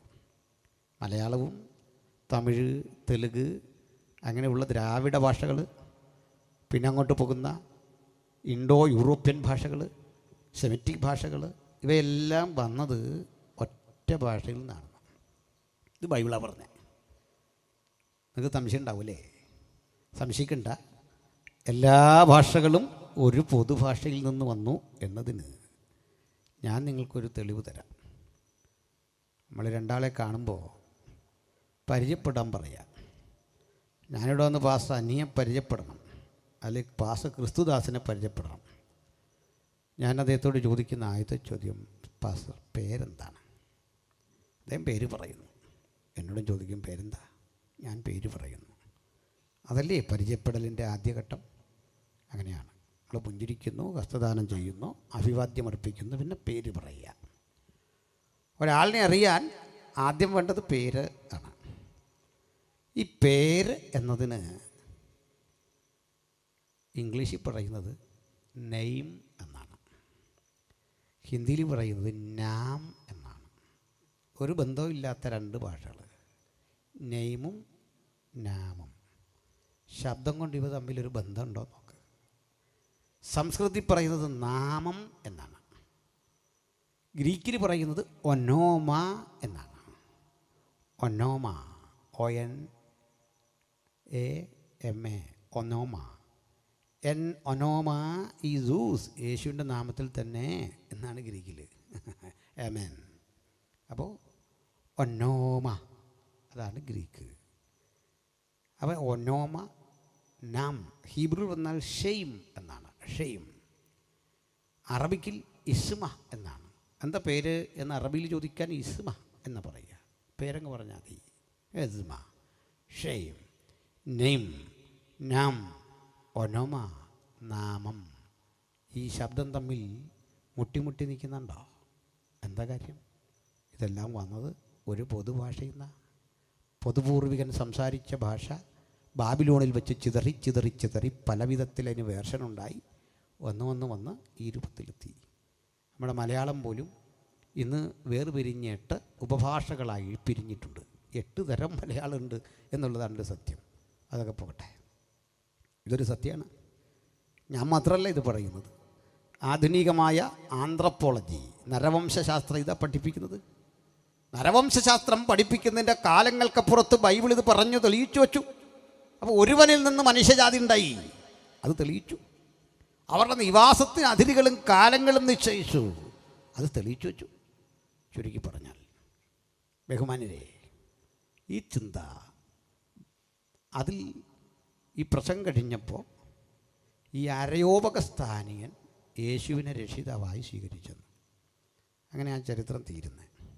പിന്നെ പൗലോസ് അവിടുന്ന് എഫെസോസിൽ പോയി, കൊരിന്തിൽ പോയി, പിന്നെ എഫെസോസിൽ പോയി. ചരിത്രം അങ്ങനെ പുരോഗതി കൈവരിക്കുകയാണ്. അതാ വഴി പോകട്ടെ. ഈ ഗ്രീക്കുകാർ പൊതുവേ അറിയാൻ വലിയ താല്പര്യമുള്ള ആളുകളാണ്, ആകാംക്ഷയുള്ള മനുഷ്യരാണ്, ആഴത്തിൽ വസ്തുതകൾ മനസ്സിലാക്കാൻ ഇഷ്ടമുള്ള ആളുകളാണ്. അവരുടെ ഇടയിൽ പോയി ഏകദൈവത്തെപ്പറ്റി പൗലോസ്ലീഹ പ്രസംഗിച്ചു. ഇന്നിപ്പോൾ ഈ കാര്യങ്ങളൊക്കെ ഗ്രഹിച്ച സോക്രട്ടീസിൻ്റെ, ഡയോജനസിൻ്റെ, പ്ലേറ്റോയുടെ, അരിസ്റ്റോട്ടിലിൻ്റെ പാഠങ്ങളൊക്കെ പഠിച്ച ഈ ഗ്രീക്കുകാർ ലോകത്തിൻ്റെ പലയിടങ്ങളിലേക്ക് അവരും ചെതറി. അവരുടെ ചിന്ത പലരെ സ്വാധീനിച്ചു. ആ സ്വാധീനം ഏറ്റവും അധികം ഉണ്ടായിരുന്ന ഒരു സ്ഥലമായിരുന്നു കൊലോസ്യ. നമുക്ക് അവിടെ വരണ്ടേ. കൊലോസ്യയിൽ മനുഷ്യനെപ്പറ്റി, ദൈവത്തെപ്പറ്റി, പ്രപഞ്ചത്തെപ്പറ്റി, പ്രകൃതി ശക്തികളെപ്പറ്റി വലിയ ചർച്ചകൾ നടന്നിരുന്നു. അവിടെ ഒരു ചെറിയ സഭയും ഉണ്ടായിരുന്നു. അപ്പം ആ സഭ നല്ലൊരു ചർച്ചയായിരുന്നു. ആ സഭയ്ക്കുള്ളിൽ ചില ചിന്തകന്മാർ ആരാധനയ്ക്ക് വന്നു. നല്ല പഠിപ്പുള്ള മനുഷ്യർ അവിടേക്ക് വന്നു. അവിടുത്തെ പാസ്റ്റർ അടുത്ത് ചോദിച്ചു, യേശു എന്ന് പറയുന്ന ആൾ വാസ്തവത്തിൽ ദൈവമായിരുന്നോ മനുഷ്യനായിരുന്നോ? അപ്പോൾ കേട്ട പാസ്റ്റർ പറഞ്ഞു, ദൈവമാണ്. ചിലർ പറഞ്ഞു മനുഷ്യത്വം ഉണ്ടല്ലോ അല്ലേ, പിന്നെ ക്രൂശിക്കപ്പെടുകയൊക്കെ ചെയ്യുമോ? പറഞ്ഞു ഇതൊരു ചർച്ചയായി. നോക്കണേ, അവരുടെയൊക്കെ ചർച്ച പോലും ഒരാശയത്തിൻ്റെ പേരിൽ അവർ തർക്കിച്ച് പ്രശ്നം ഉണ്ടാക്കുന്നത്. നമ്മളൊക്കെ എത്രയോ നിസ്സാര കാര്യം പറഞ്ഞാൽ ചർച്ചയിൽ പ്രശ്നം ഉണ്ടാക്കുന്നത്. അവിടെയുള്ള പ്രശ്നം പോലും ഇത്തരം കാര്യങ്ങളാണ്. അവരുടെ dispute about the body of Christ, ക്രിസ്തുവിൻ്റെ ശരീരം എന്തായിരിക്കും. അവിടുത്തെ ഒരു വലിയ പണ്ഡിത ശ്രേഷ്ഠൻ പറഞ്ഞു, നമ്മുടെ ശരീരം പോലൊന്നും അല്ല, നമ്മളെപ്പോലുള്ള ആളും അല്ല ക്രിസ്തു. പിന്നെ എങ്ങനെയാ പറയാൻ തുടങ്ങി. ഈ ശരീരം അതിൽ തന്നെ ഒരു തിന്മയാണ്. ശരീരമേ ഒത്തിരി കുഴപ്പം പിടിച്ച ഒന്നാണ്. ആണോ? അതേന്ന് ശരീരത്തിന് നന്മയൊന്നും ഇല്ലേ? നന്മയുണ്ടോ, പക്ഷെ തിന്മ വല്ലാതെ ഉണ്ട്. ഒരു എക്സാമ്പിൾ, ശരീരത്തിന് വിശന്നാൽ ഷുഗറുള്ള മനുഷ്യരെ സംബന്ധിച്ചിടത്തോളം എത്ര ആത്മീയനാണെങ്കിലും അല്പം കഴിഞ്ഞ് ചൂടാവും, വീട്ടിൽ കിടന്ന് വല്ലാത്ത പ്രശ്നം ഉണ്ടാക്കും, കലിയിൽക്കുന്നു, എല്ലാ ഫുഡും കഴിക്കാൻ വയ്യ, കൂടുതൽ കഴിക്കാൻ വയ്യ, കുറച്ച് കഴിക്കാൻ വയ്യ. അത് ശരീരത്തിൻ്റെ ഒരു കുഴപ്പമാണ്. അങ്ങനെയാണ്, ശരീരത്തിന് ഒത്തിരി കുഴപ്പമുണ്ട്. വേറൊരു കുഴപ്പം, ഒരു പെൺകുട്ടിയെ കല്യാണം ആലോചിക്കുന്നു, പയ്യൻ കാണാൻ വരുന്നു, അവൻ ഇഷ്ടപ്പെട്ടില്ല എന്ന് പറയുന്നത്, ഇഷ്ടപ്പെട്ടു എന്ന് പറയുന്നതും ആ പെണ്ണിൻ്റെ ആത്മാവിൻ്റെ കാര്യമല്ല. ആ പെണ്ണിൻ്റെ വ്യക്തി എന്ന നിലയിൽ അവളുടെ ഔട്ട്വേർഡ് അപ്പിയറൻസ്, അല്ലെങ്കിൽ ആ പയ്യൻ്റെ അസ്തിത്വം, അവൻ്റെ ശരീരം, ആ വ്യക്തിത്വത്തെയാണ് ഇഷ്ടപ്പെടുകയോ നിരസിക്കുകയോ ചെയ്യുന്നത്. നിങ്ങളിവിടേക്ക് പ്രസംഗിക്കാൻ വിളിച്ചത് എൻ്റെ ആത്മാവിനെയല്ല, ഞാനെന്ന മനുഷ്യനെയാണ്. ഇവിടെ പതിപ്പിച്ച് വെച്ച ഫോട്ടോ എൻ്റെ ആത്മാവിൻ്റെ ഇല്ല, എൻ്റെ ശരീരത്തിൻ്റെയാണ്. അപ്പോൾ ശരീരം വളരെ പ്രധാനപ്പെട്ട ശരീരത്തെ ചൂണ്ടിക്കാണിച്ചിട്ട് ഒന്ന് പറഞ്ഞു, ഇത് കൊള്ളരുതാത്തൊരു ശരീരമാണ്. Body is evil, the matter is evil. ശരീരം, പദാർത്ഥമെല്ലാം പാപമാണ്. അതിലെല്ലാം എവിടെയോ മാലിന്യങ്ങളുണ്ട്. ഞങ്ങളിരിക്കുന്ന കസേര സൂക്ഷ്മമായി ശ്രദ്ധിക്കുക, അതിൽ പൊടിപടലങ്ങൾ കാണാം, കാരണം അതൊരു പദാർത്ഥമാണ്, അതിൽ മാലിന്യമുണ്ട്. വസ്ത്രം, അത് ശ്രദ്ധിക്കുക, അതിൽ മാലിന്യമുണ്ട്. നാം കൈകാര്യം ചെയ്യുന്ന വസ്തുക്കളൊക്കെ മാലിന്യമുണ്ട്. അപ്പോൾ ബോഡി, ശരീരമെന്ന് പറയുന്നത് അതിൽ തന്നെ മലിനമാണ്. പരിശുദ്ധനായ, ശ്രേഷ്ഠനായ, സർവശക്തനായ ഒരു ദൈവത്തിന് മലിനമായ ഒരു ശരീരം സ്വീകരിക്കാൻ പറ്റുമോ? മലിനമായൊരു ശരീരം സ്വീകരിച്ചുകൊണ്ട് എങ്ങനെയാണ് വർത്തിക്കാൻ സാധിക്കുക? അതുകൊണ്ട് യേശു ദൈവമാണ്, പൂർണ്ണ ദൈവം, പൂർണ്ണ അളവിലെ ദൈവം. അപ്പോൾ ചിലർ ചോദിച്ചപ്പോൾ നമ്മൾ ഈ കണ്ട ശരീരം പറയാം. അയാൾ പറഞ്ഞു, ശരീരമുണ്ടെന്ന് നമുക്ക് തോന്നും, പക്ഷേ ശരീരമില്ല. ഇത് അനിൽക്കൊടുത്തോട്ടം പറഞ്ഞാൽ തെറ്റിദ്ധരിക്കണ്ട. ഇത്രയും വെട്ടിയെടുത്ത് ക്ലിപ്പിട്ടിട്ട് ഇയാൾ ഇങ്ങനെ വന്ന് പ്രസംഗിച്ചിട്ട് പോയി, യേശുവിന് ശരീരം ഇല്ലായിരുന്നു. അങ്ങനെ കുറേ ബിരുദന്മാരെനിക്കിട്ട് പണി തരാൻ നോക്കുന്നുണ്ട്. അപ്പോൾ ഒരു കാര്യമുള്ളത് മൊത്തം കിട്ടുള്ളൂ, വേറെ കുഴപ്പമില്ല. ഗ്രീസിലെ തത്വചിന്ത പഠിച്ച കക്ഷികൾ കൊലോസ്യ സഭയിലെത്തി അവരെ പഠിപ്പിക്കുകയാണ് ശരീരം ഇല്ല യേശുവിന്. അപ്പോൾ നമ്മൾ കണ്ടതോ അതൊരു തോന്നലോ. നമുക്ക് കടലിൻ മീതെ നടന്ന, ഭക്ഷണം കഴിച്ച, നമ്മുടെ കൂടെ നടന്ന, കരഞ്ഞ, വിഷമിച്ച, പ്രാണവേദനയിലായ ഗത്സമനയിലിരുന്ന യേശു തോന്നലാണോ? തോന്നലെന്ന് പറഞ്ഞാൽ ഉണ്ടെന്ന് തോന്നുകയല്ല, മറിച്ച് ഇത് ഒരു മാജിക്കൽ ബോഡി ആയിരുന്നു, ഒരു മാന്ത്രിക ശരീരം. കേട്ടാ നിങ്ങൾക്ക് എളുപ്പം മനസ്സിലാകാൻ പറയാം, നമ്മുടെ ലുട്ടാപ്പിയുടെ കൂട്ടായിരുന്നു ഇതെന്ന്, അല്ലെങ്കിൽ മായാവിയുടെ കൂട്ടായിരുന്നു, ഫാൻഡം കണക്കായിരുന്നു, ടാർസൻ കണക്കായിരുന്നു. എന്ന് വെച്ചാൽ ഒരു ബോഡി ഉണ്ടെന്ന് തോന്നും, ആക്ച്വലി ബോഡിയില്ല. അയാൾ ഒരു തെളിവും കൊടുത്തു. അടച്ചിട്ട മുറിയിലേക്ക്, പ്രകാശം പോലും കടക്കാത്ത ഇടത്തേക്ക് ഈ ശരീരം പതിഞ്ഞിറങ്ങി വരുന്നു. നിങ്ങൾക്ക് സമാധാനം എന്ന് പറയുന്നു. കടലിൻ മീതെ നടക്കുന്നു, വെള്ളത്തിൽ താഴുന്നില്ല. അവർ പറയാൻ തുടങ്ങി, പലസ്തീനിയായുടെ മണൽപ്പരപ്പിലൂടെ യേശു നടന്നു നീങ്ങുമ്പോൾ കാൽപാദം നിലത്ത് പതിയുമായിരുന്നില്ല. നമ്മൾ ആ പാദം നോക്കിയിട്ട് ഒരു പഠനം നടത്താൻ ചെന്നാൽ പാദം പതിയില്ല. ഇങ്ങനെയൊക്കെയാണെന്ന് കൊലോസ്യയിലെ ആളുകളെ ഇതങ്ങ് സ്വാധീനിച്ചു. പഠിക്കോ മഴയിൽ പഠിപ്പിക്കൽ ഓരോരുത്തരും നല്ല കാര്യമാണല്ലോ. യേശുവിൻ്റെ ദൈവത്വം നിഷേധിക്കുന്നില്ലല്ലോ, പിന്നെന്താ പ്രശ്നം? ദൈവത്തിന് ഇത്രയും പുകഴ്ച കൊടുക്കുന്ന, മഹത്വം കൊടുക്കുന്ന ഒരു കാര്യമല്ലേ ഈ പറയുന്നേ. അതെന്താ കുഴപ്പം? കുഴപ്പമുണ്ട്. നിങ്ങൾ യേശുവിൻ്റെ ദൈവത്വം വിശ്വസിക്കുന്ന പോലെ പ്രധാനമാണ് യേശുവിൻ്റെ മനുഷ്യത്വം. എന്താ മനുഷ്യത്വം പ്രധാനമായിരിക്കുന്നത്? പറയാം. ലോകം അവതരിപ്പിച്ച ദൈവം, ലോകം നമ്മുടെ മുമ്പോട് പറഞ്ഞു തന്ന ദൈവം, ആ ദൈവത്തിൻ്റെ സവിശേഷതയാ ഈ തത്വചിന്തകന്മാർ പറഞ്ഞ്. എന്താ നിങ്ങൾ പറഞ്ഞെന്നറിയണ്ടേ? സർവശക്തനായ, സർവജ്ഞാനിയായ, സർവവ്യാപിയായൊരു ദൈവത്തിന് മനുഷ്യനാകാൻ കഴിയില്ലെന്നാണ്. പക്ഷെ ഞങ്ങൾ പറയുന്നു, ദൈവം സർവശക്തനാണെങ്കിൽ മനുഷ്യനും ആകാൻ പറ്റണം. നമ്മൾ ദൈവത്തോട് പറയുക, ഒന്ന് മനുഷ്യനായി കാണിക്കാവോ? അയ്യോ, അത് മാത്രം എനിക്ക് പറ്റിയില്ലെന്ന് പറഞ്ഞാൽ ദൈവം സർവശക്തനല്ലെന്ന്. സർവശക്തനായ ദൈവത്തിന് മനുഷ്യനാകാൻ പറ്റണം, എന്തുമാകാൻ പറ്റണം, എന്തുമാകാൻ സാധിക്കണം. എല്ലാം ആകുന്നുണ്ടോ എന്ന് ചോദിച്ചാൽ ആവശ്യതയുടെ മുമ്പിലാണ് അതിൻ്റെ വെളിപ്പെടേണ്ടത്. ദൈവത്തിന് എന്തുമാകാൻ സാധിക്കണം. ആ സർവശക്തി അപരിമേയമാണ്, ആർക്കും വിലക്കിടാൻ കഴിയുന്നതല്ല. പിന്നെ മുമ്പ് പഠിപ്പിച്ച കാര്യങ്ങളൊക്കെ മുഴുവൻ അധർമ്മമാണ്, പാപമാണെന്ന് ആര് പറഞ്ഞു? ആ കസേരയിൽ ചെളി പുരണ്ടിരിക്കുന്നു. ചെളി മറ്റൊരർത്ഥത്തിലെടുക്കുക. അതെങ്ങനെ പാപമാകും? അതെങ്ങനെ തെറ്റാകും? അതെങ്ങനെ തിന്മയാകും? അതിനപ്പുറത്ത് ചില ആശയങ്ങളുണ്ട്. നമുക്ക് ആ വഴിയിലേക്കൊന്ന് പോകണം. എന്താണ് ഈ പാപം? പാപം എന്ന് പറഞ്ഞാൽ കാണാൻ പറ്റുന്ന ഏതെങ്കിലും ഒരു സംഗതിയുടെ പേരല്ല, അല്ലെങ്കിൽ ഒരു കാര്യത്തിൻ്റെ പേരല്ല. പാപം എന്ത്? നിയമത്തിൻ്റെ ലംഘനത്തെയാണ് പാപം എന്ന് പറയുന്നത്. വ്യക്തമാക്കാം. ഇതിലൊരു വൺ വേ ഉണ്ടെന്ന് നോക്കുക വാഹനത്തിന് പോകാൻ.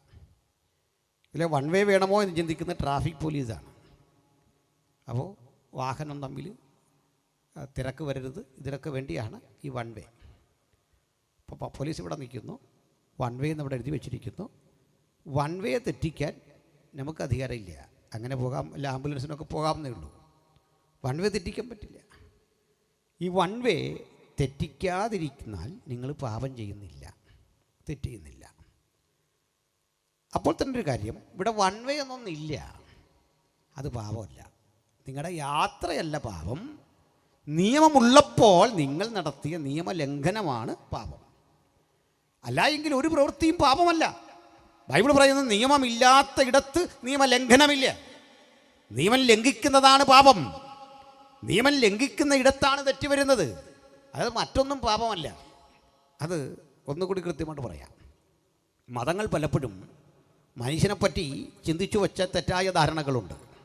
അതിലൊരു ധാരണ, മനുഷ്യൻ ദാമ്പത്യ ജീവിതം അനുഷ്ഠിക്കുന്നത്, കുടുംബജീവിതം അനുഷ്ഠിക്കുന്നത് പാപമാണെന്ന് പഠിപ്പിക്കുന്ന മതബോധങ്ങളുണ്ടായിരുന്നു അന്ന്. ലൈംഗികത പാപമാണെന്ന് പഠിപ്പിക്കുന്ന ബോധമുണ്ടായിരുന്നു.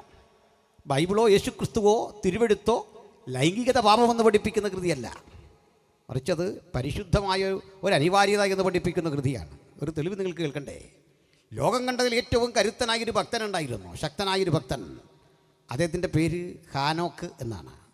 ഹാനോക്കിനെ പറ്റി വചനം പറയാണ്, അദ്ദേഹത്തിൻ്റെ പ്രാർത്ഥനാ ജീവിതത്തിൽ നിരന്തരമായ ദൈവസമ്പർക്കത്തിൽ ദൈവത്തോടുകൂടെ നടന്നു. ഒടുവിൽ മരണം കാണാതെ എടുക്കപ്പെട്ടു ദൈവത്തിൻ്റെ സന്നിധിയിൽ. പക്ഷേ അദ്ദേഹത്തെക്കുറിച്ച് രസാവഹമായൊരു കാര്യം കേൾക്കണ്ടേ? ഹാനോക്ക് ദൈവത്തോടുകൂടെ നടന്നു, പുത്രന്മാരെയും പുത്രിമാരെയും ജനിപ്പിച്ചു. എന്ന് വെച്ചാൽ ഭാര്യയിൽ മക്കളുണ്ടാകുന്നത് പാപമായി തിരുവെഴുത്ത് പറയുന്നില്ല. ഭാര്യഭർത്തൃ സമാഗമം പരിശുദ്ധമായ കർത്തവ്യമായി തിരുവെഴുത്ത് പറയുമ്പോൾ ഇത്തരം ചിന്തകളെ മുഴുവൻ കണ്ടിരുന്ന ഗ്രീക്കിലെ തത്വചിന്തകന്മാർ പാപത്തെ വിവക്ഷിച്ചിട്ട് മനുഷ്യജീവിതത്തിൻ്റെ സ്വാഭാവികമായ ആവശ്യങ്ങളെ, ആഗ്രഹങ്ങളെ മുഴുവൻ പാപമെന്ന് കണ്ടിട്ട് ദൈവത്തിന് ഇങ്ങനൊരു ബോഡി എടുക്കാൻ കഴിയില്ല എന്ന് വിധിച്ചുകൊണ്ട് കർത്താവായ യേശുവിനെ പറ്റി പറയാൻ തുടങ്ങി. ആ ശരീരത്തിന്, ആ വ്യക്തിക്ക് ശരീരം എടുക്കാൻ കഴിയില്ല. ഇനി ഒരു അളവ് കൂടി കടന്ന് ഒരു തെറ്റിദ്ധാരണ കൂടി ഞാൻ മാറ്റാം, ശ്രദ്ധിക്കേണ്ടതാണ്. ഇവരിത് പറയാൻ കാരണം, യേശു ഒരു പുരുഷൻ്റെ ശരീരമെടുത്താൽ ആ പുരുഷനിൽ സ്വാഭാവികമായും ലൈംഗിക ഇച്ഛകൾ ഉണ്ടാകും, വികാരവിചാരങ്ങൾ ഉണ്ടാകും. ആ വികാരവിചാരങ്ങളുടെ ബഹിസ്ഫുരണം ഒരു പാപമായി മാറും, നോർമലല്ലാത്ത ഉപയോഗങ്ങൾ. അപ്പോൾ യേശു ഇത്തരം വികാരവിചാരങ്ങൾക്ക് വിധേയപ്പെട്ട ഒരുവനാകുമോ? ഈ ചോദ്യം ആളുകളുടെ ഉള്ളിലുള്ളതാണ്. ഞാൻ ഉത്തരം പറഞ്ഞിട്ടേ പോകൂ, ശ്രദ്ധിക്കണം. എന്നോട് നിങ്ങൾ ചോദിക്കുക, കർത്താവായ യേശുക്രിസ്തുവിന് മാനുഷികമായ വികാരവിചാരങ്ങളുടെ തിരത്തള്ളലാൽ ഒരു പ്രലോഭനമുണ്ടായിട്ടുണ്ടോ? അത്തരമൊരു പ്രലോഭനത്തിന് യേശു വശംവദനായിട്ടുണ്ടോ? ഞാൻ പറയില്ല. യേശു ഒരു തരം പ്രലോഭനത്തിനും വിധേയനായിട്ടില്ല. പ്രലോഭനം കൊണ്ട് യേശുവിൻ്റെ അടുത്ത് വന്നിട്ടുണ്ട്, പക്ഷേ യേശു വിധേയനായിട്ടില്ല. ഒരു പ്രലോഭനത്തിനും യേശു കീഴടങ്ങിയിട്ടില്ല. പ്രലോഭനം ഉണ്ടായോ? ഞാൻ പറയില്ല. ഉറപ്പാണോ? 100% ഉറപ്പാണ്. എന്താ കാര്യം? പറയാം, ശ്രദ്ധിക്കുക. നമ്മൾ ഈ ക്രിക്കറ്റ് താരങ്ങളും വലിയ ഹൈ പ്രൊഫൈലുള്ള വലിയ സമ്പന്നരായ മനുഷ്യരെ നമുക്കറിയാം. അംബാനിക്കുമൊക്കെ വീടിന് ഓരോ വലിയൊരു വീട്. ആ വീട്ടിൽ ഞാൻ അംബാനിയുടെ വീട് നേരിട്ട് കണ്ടിട്ടുണ്ട്. അത്ഭുതപ്പെട്ടു, ഇത്രയും വലിയൊരു വീട്. ആ വീട്ടിൽ ഈ ഷെഫ് വരുന്നത് തന്നെ ഒരു BMW അല്ല, ഷെഫ് ഭക്ഷണം ഉണ്ടാക്കാൻ വരുന്നത്. അത്രയും വലിയ സംവിധാനമാണ്. എത്രയൊക്കെ ചെയ്താലും അംബാനി കഴിക്കുന്ന ഭക്ഷണം നമ്മളൊക്കെ കഴിക്കുന്നവരല്ലേ ഉള്ളൂ. ഇത്രയും വലിയ വീട്ടിലും ഉണ്ടാക്കുന്ന ഭക്ഷണത്തിൻ്റെ പരിമിതി നിങ്ങളെന്ന് ആലോചിക്കുക, കഴിക്കണ്ടേ? ഇതൊക്കെ എന്തിനാണ്? ഇതിൻ്റെ അർത്ഥം ഇത്രേ ഉള്ളൂ. നമ്മളിൽ ചിലർക്ക് വീടൊന്നുമില്ല, ചിലർക്ക് ചെറിയൊരു വീടുണ്ട്. വീടില്ലാത്തൊരാളൊരു വീടുണ്ടാക്കുമ്പോൾ അയാൾക്ക് വലിയൊരു സംതൃപ്തി. ഓല കെട്ടിയ വീടുമൊക്കെ കളഞ്ഞ് അല്പം കൂടെ കൊള്ളാവുന്നൊരു വീട് കൊണ്ടത് കഴിയുമ്പോൾ അംബാനി പണി കഴിപ്പിച്ച് ഈ ബഹുനിലയേക്കാൾ പുള്ളി ഇതിൽ വലിയ തൃപ്തനാണ്. കണ്ടിട്ടുണ്ടോ? വണ്ടിയില്ലാത്ത നമുക്കൊരു സാധാരണ വണ്ടി കിട്ടി, ഒരു പഴയ സ്കൂട്ടർ. അത് അദ്ദേഹം വൃത്തിയാക്കി കഴുകി ഒരു വലിയ BMW കൊണ്ടു കിടക്കുന്ന പോലെ ആ സ്കൂട്ടർ കൊണ്ടു കിടക്കുന്ന മനുഷ്യൻ അയാളുടെ സ്കൂട്ടറിൽ തൃപ്തനാണ്, വലിയ സംതൃപ്തി. ചവിട്ട് സൈക്കിളിൽ സംതൃപ്തി അനുഭവിക്കുന്ന മനുഷ്യരുണ്ട്. അതെന്താ കാര്യം തരണ്ടേ? ജീവിതത്തോടുള്ള നിങ്ങളുടെ സമീപനം. 100 ബൈക്ക് സ്വന്തമുള്ള മനുഷ്യൻ ഒരു ബൈക്കിലും തൃപ്തനല്ല, ഒറ്റ ബൈക്കിലും തൃപ്തനല്ല. ഒത്തിരി ചെയ്യുന്നതിലല്ല, ആ നിർവഹിക്കുന്നത് നന്നായിരിക്കണം. ഞാൻ പലപ്പോഴും പറയാറുണ്ട്, ഈ ഒത്തിരി പാട്ട് പാടുന്നതിലല്ല അർത്ഥം, പാടുന്നത് പാട്ടായിരിക്കണം. ഈ പാട്ട് മത്സരം പോലെ പാടിയിട്ട് കാര്യമില്ല. നമ്മുടെ പാട്ടുകാർ നല്ല പാട്ടുകാരാണ്, ഗ്രാവിറ്റി ഉള്ള ഒരു പാട്ട് മതി, ആ പാട്ടുകാരൻ എപ്പോഴും ഓർത്തിരിക്കും. മനസ്സിലായില്ലേ? ആ പണ്ട് ഒരു മനുഷ്യന് ഗാനമേളയ്ക്ക് പാടാൻ പോയി. അപ്പോഴേക്ക് ഈ ആളുകൾക്കിടയിൽ നിന്ന് എഴുതി കൊടുത്തു, ആ പാട്ട് ഒന്നുകൂടി പാടണം. അങ്ങനെ ഒന്നുകൂടെ പാടി, പിന്നെ എഴുതി കൊടുത്തു, പിന്നെയും പാടി പാടി പാടി പാടി മടുത്തു.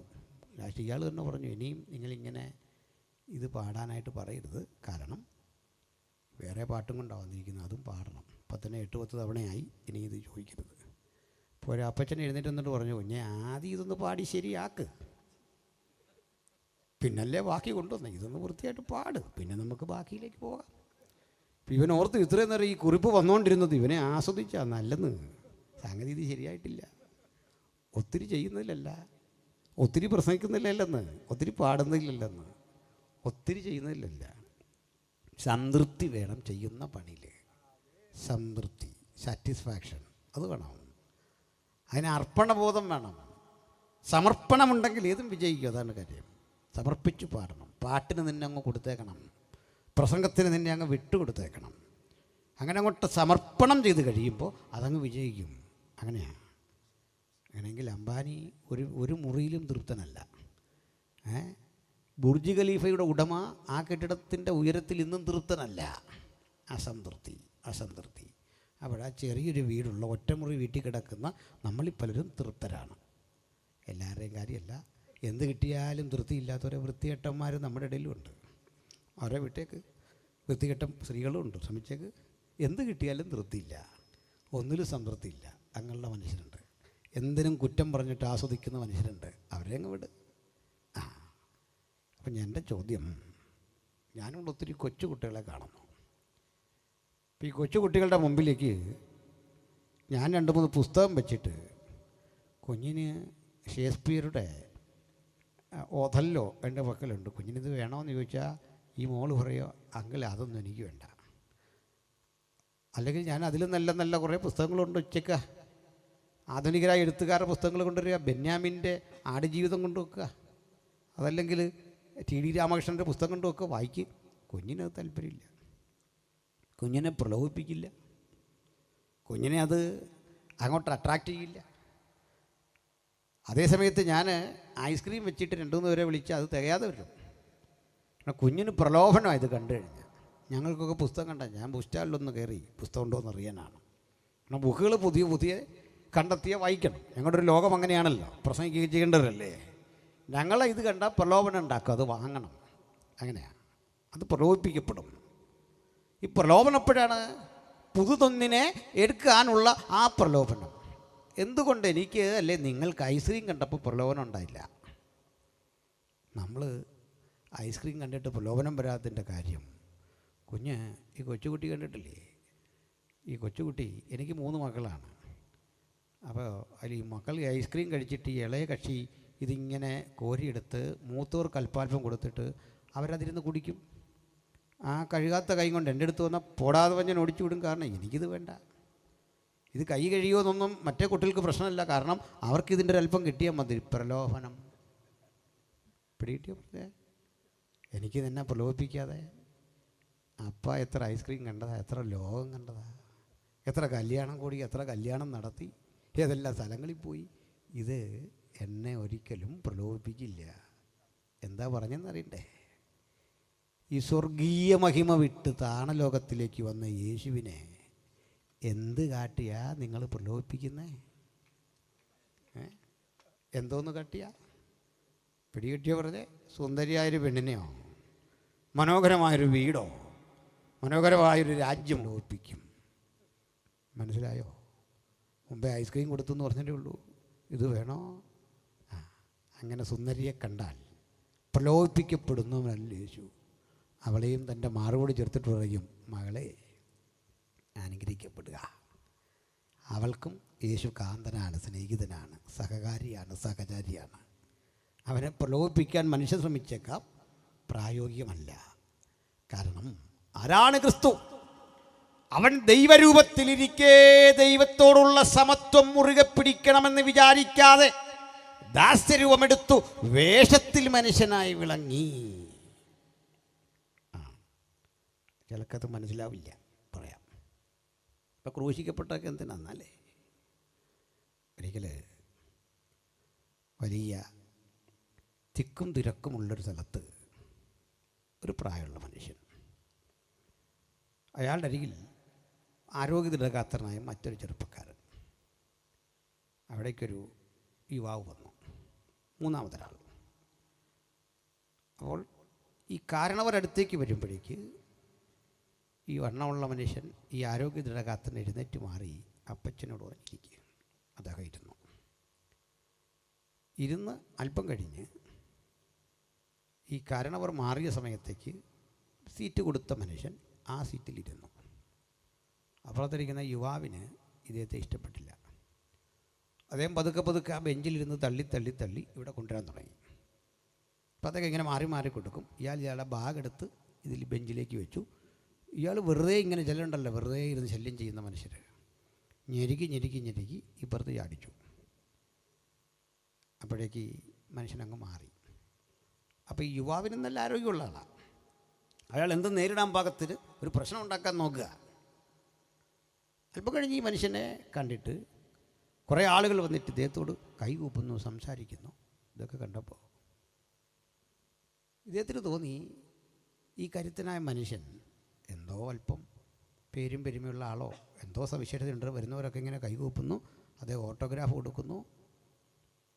ഇദ്ദേഹം അടുത്ത് ചെന്നു പരിചയപ്പെടാൻ ആഗ്രഹിച്ചപ്പോൾ അദ്ദേഹം ഒരു കാർഡ് കൊടുത്തു, വിസിറ്റിംഗ് കാർഡ് കൊടുത്തിട്ട് അദ്ദേഹം വണ്ടിയിൽ കയറിപ്പോയി. നോക്കുമ്പോൾ ഇതൊരു റെസലിംഗ് ചാമ്പ്യനാണ്, ലോകപ്രസിദ്ധനായൊരു റെസലിംഗ് ചാമ്പ്യനാണ് തൊട്ടടുത്തിരുന്നത്. ആ റെസലിംഗ് ചാമ്പ്യനാ ഇവന്മാർ ഇത്രയും നേരം ഇയാൾ തള്ളിക്കൊണ്ടിരുന്നത്. ഇയാൾ മാറിക്കൊടുത്ത് എന്തിനാ? നിന്നോട് പിടിക്കാനുള്ള താല്പര്യമില്ല, നീ ആര്? അവൻ്റെ വിരളെ പിടിച്ചിരിക്കാൻ നിനക്ക് ത്രാണിയില്ല. ഇങ്ങനൊരു കുത്തിയാൽ നീ മലകം മറിഞ്ഞു പോവും. മനസ്സിലായില്ലേ? നിന്നോട് പിടിക്കുകയല്ല ലക്ഷ്യം. നിൻ്റെ അടുത്ത് തോറ്റിരുന്ന് എന്തിനാ? നീ ബാക്കി കാണൂല, തിരിച്ചെഴുന്നേറ്റ ബാക്കി കാണൂല. എന്തിനാ ക്രൂശിച്ചപ്പോൾ സഹിച്ചേ? എന്തിനാ അടികൊണ്ടപ്പോൾ വാങ്ങിയേ? എന്തിനാ പീഡിപ്പിച്ചപ്പോൾ സഹിച്ചേ? തിരിച്ച് പ്രതികരിച്ച നീ ബാക്കി കാണൂല. ഇതാരാണ്? മനസ്സിലായോ? സ്വർഗീയ മഹിമ വെടിഞ്ഞ് താണലോകത്തിലേക്ക് ഇറങ്ങി വന്നവൻ, നമുക്ക് സമനായി കഷ്ടതകളിൽ കൂടി കടന്നുപോയവൻ. ആത്മസമർപ്പണത്തെ തെറ്റിദ്ധരിക്കരുത്, ആത്മസംയമനത്തെ തെറ്റിദ്ധരിക്കരുത്. അവൻ ശരീരമെടുത്തുവെന്ന പാഠം അത് വിശ്വസിക്കണം. കാരണം പൗലോസ്ലീഹ കൊലോസ്യരോട് പറഞ്ഞു കൊടുക്കുകയാണ്, കൊലോസ്യരെ, തത്വജ്ഞാനവും വെറും വഞ്ചനയും കൊണ്ട് ആരും നിങ്ങളെ തെറ്റിദ്ധരിക്കരുത്. സഭകൾക്കുള്ളിൽ നുഴഞ്ഞു കിടന്ന് ഇത്തരം തത്വജ്ഞാനം നിങ്ങളുടെ ഉള്ളിൽ കയറ്റിയിട്ട് യേശു ജഡത്തിൽ വന്നില്ല എന്ന് പറയാൻ തയ്യാറെടുക്കും. അങ്ങനെ യേശുവിൻ്റെ മനുഷ്യത്വത്തെ നിരാകരിക്കും. നിങ്ങൾ അതിൽ വശംബദരായി തീരരുത്. എന്നിട്ട് ക്രിസ്തുയേശുവിനെ കുറിച്ചുള്ള ഉദാത്തമായ ആ പാഠം അങ്ങോട്ട് പഠിപ്പിക്കുകയാണ് ഈ ലേഖനത്തിൽ. ഇതാണ് നമ്മൾ വായിച്ചത്. മനസ്സിലായോ? ഞാൻ അതിൻ്റെ വിശദീകരണത്തിലേക്ക് ഒന്ന് കിടക്കുകയാണ്, ശ്രദ്ധിച്ചാട്ടെ. രണ്ട് വ്യത്യസ്തങ്ങളായ വ്യക്തിത്വം ഒരുമിച്ചൊരുവനിൽ സങ്കലനം ചെയ്യുന്നു, അതാണ് ക്രിസ്തു. രണ്ട് വ്യക്തിത്വം ഒരുപോലെ സങ്കലനം ചെയ്ത് ഇഴുകിച്ചേർന്നിരിക്കുന്ന ഒരാളെ ലോകത്തുള്ളൂ, അത് യേശുവാണ്. ഏതൊക്കെയാണ് വ്യക്തിത്വം? ഒന്ന്, യേശുവിൻ്റെ സമ്പൂർണ്ണ ദൈവത്വം. രണ്ട്, യേശുവിൻ്റെ സമ്പൂർണ്ണ മനുഷ്യത്വം. യേശു സമ്പൂർണ്ണ അർത്ഥത്തിൽ മനുഷ്യനാണോ? ഞാൻ പറയും സമ്പൂർണ്ണ മനുഷ്യനാണ്. യേശു സമ്പൂർണ്ണ ദൈവമാണോ? സമ്പൂർണ്ണ ദൈവവുമാണ്. സമ്പൂർണ്ണ ദൈവത്വവും സമ്പൂർണ്ണ മനുഷ്യത്വവും ക്രിസ്തുവിലുണ്ട്. അല്ല പാതി മനുഷ്യനും പാതി ദൈവവുമല്ല. ശ്രേഷ്ഠനായൊരു മനുഷ്യനല്ല, ദൈവം മാത്രമായി ചുരുക്കിക്കാണേണ്ട ആളല്ല. മനുഷ്യനായി ചുരുക്കിക്കാണേണ്ട ആളല്ല. ദൈവവും മനുഷ്യനും ഒരുമിച്ച് സമ്മേളിക്കുന്ന അഭൂതപൂർവമായ ആ വ്യക്തിത്വം, രണ്ട് വ്യക്തിത്വങ്ങൾ ഒരുമിച്ച് സങ്കലനം ചെയ്തിരിക്കുന്നു. ത്രിയേകത്വം ഇതുപോലെയാണ്. ത്രിയേകത്വം മൂന്ന് വ്യക്തിത്വങ്ങൾ ഒരു വ്യക്തിയായി പരിലസിക്കുകയാണ് ത്രിയേകത്വത്തിൽ. 3 പേഴ്സൺസ് ഇൻ വൺ നേച്ചർ. ഒരു പ്രകൃതത്തിൽ മൂന്നായി നിലകൊള്ളുന്ന പിതാവും പുത്രനും പരിശുദ്ധാത്മാവുമായ ഏകസത്യ ദൈവം. അതൊരു മാർമിക സത്യമാണ്. ആ സത്യം പോലെയാണ് യേശുക്രിസ്തുവിൽ ദൈവത്വവും മനുഷ്യത്വവും ഒരുമിച്ച് സങ്കലനം ചെയ്തിരിക്കുന്നത്. ഒരുമിച്ച് ദൈവത്വവും മനുഷ്യത്വവും പൂർണ്ണ അളവിൽ സങ്കലനം ചെയ്യപ്പെട്ടിരിക്കുന്ന, സമന്വയിക്കപ്പെട്ടിരിക്കുന്നതിൻ്റെ ലക്ഷ്യം ഞാനൊന്ന് പറഞ്ഞു ബോധ്യപ്പെടുത്താം. യേശു കർത്താവ് ഒത്തിരി പേരുകൾ, അപരാഭിധാനങ്ങൾ യേശുവിനുണ്ട്. യേശുവിന് പല പേരുണ്ട്. ഇമ്മാനുവൽ ഇങ്ങനൊരു പേരുണ്ട്, നമുക്കറിയാം. ഇനി യേശുവിൻ്റെ പേരുണ്ട് അത്ഭുത ആലോചനക്കാരൻ. മലയാള പരിഭാഷയിലെ അത്ഭുത മന്ത്രി എന്ന പ്രയോഗം പോരാ. അത്ഭുത ആലോചനക്കാരൻ, വണ്ടർഫുൾ കൗൺസിലർ, വീരനാം ദൈവം. അടുത്ത പ്രയോഗത്തിലും മലയാളത്തിലെ പരിഭാഷ പോരാ. നിത്യപിതാവല്ല, നിത്യതയുടെ പിതാവാണ്. ഫാദർ ഓഫ് ഇറ്റേണിറ്റി, നിത്യതയുടെ പിതാവ്, സമാധാന പ്രഭു. എത്രയെത്ര പേരുകൾ. യേശുവിനെ അപ്പോസ്തലപ്രവൃത്തി വിളിച്ചു ദൈവത്തിൻ്റെ ദാസൻ. ഇനിയും ഒരിടത്ത് വിളിച്ചു ദൈവത്തിൻ്റെ പരിശുദ്ധദാസൻ. ഇനിയും ഒരിടത്ത് വിളിച്ചു നാം സ്വീകരിച്ചു പറയുന്ന അപ്പോസ്തലനും മഹാപുരോഹിതനുമായ യേശുവിനെ ശ്രദ്ധിച്ചു നോക്കുക. മഹാപുരോഹിതൻ എന്ന് വിളിച്ചു, അപ്പോസ്തലൻ എന്ന് വിളിച്ചു. പക്ഷെ പ്രബലങ്ങളായ ചില വെളിപ്പേരുകൾ, അപരാഭിധാനങ്ങൾ യേശുവിനുണ്ടായിരുന്നു. ഒന്ന് ദൈവപുത്രൻ എന്നായിരുന്നു, മറ്റൊന്ന് മനുഷ്യപുത്രൻ എന്നായിരുന്നു. മാർക്കോസിൻ്റെ സുവിശേഷം തുടങ്ങുമ്പോഴേ പറയും ദൈവപുത്രനായ യേശുക്രിസ്തുവിൻ്റെ സുവിശേഷത്തിൻ്റെ ആരംഭം ദൈവപുത്രൻ, son of God and son of men. ഇവിടെ ഒത്തിരി പേരുകൾ യേശുവിനുണ്ടെങ്കിലും യേശു എപ്പോഴും വെളിപ്പെടുത്താൻ ഇഷ്ടപ്പെട്ട പേര് മനുഷ്യപുത്രൻ എന്നാണ്. മനുഷ്യപുത്രൻ വലിയൊരു ആത്മീയ പാഠമാണ് അതിലൂടെ പഠിക്കേണ്ടത്. യേശുവിൻ്റെ അരികിൽ ഒരിക്കൽ ഒരു മനുഷ്യൻ വന്നു. അയാൾ വിളിച്ചു, നല്ലവനായ ഗുരു. യേശു പറഞ്ഞു, എന്നെ അങ്ങനൊന്നും വിളിക്കരുത്. നല്ലവൻ ഒരുവനേ ഉള്ളൂ, അത് ദൈവമാണ്, വിട്ടേക്ക്. അയാൾ പോയി. നല്ലവനായ ഗുരു എന്ന് യേശുവിനെ വിളിച്ചത് തെറ്റിപ്പോയോ? യേശു പറഞ്ഞു, എന്നെ അങ്ങനെ വിളിക്കരുത്. പിന്നെന്താ? ദൈവം ഒരുവനെ മാത്രമേ നല്ലവനുള്ളൂ, ദൈവത്തെ വിളിച്ചോണം. അപ്പോൾ യേശു ദൈവമല്ലേ? വല്ലാത്തൊരു വാക്യം. ഇനിയുണ്ട് പേടിപ്പെടുത്തുന്ന മറ്റൊന്ന്.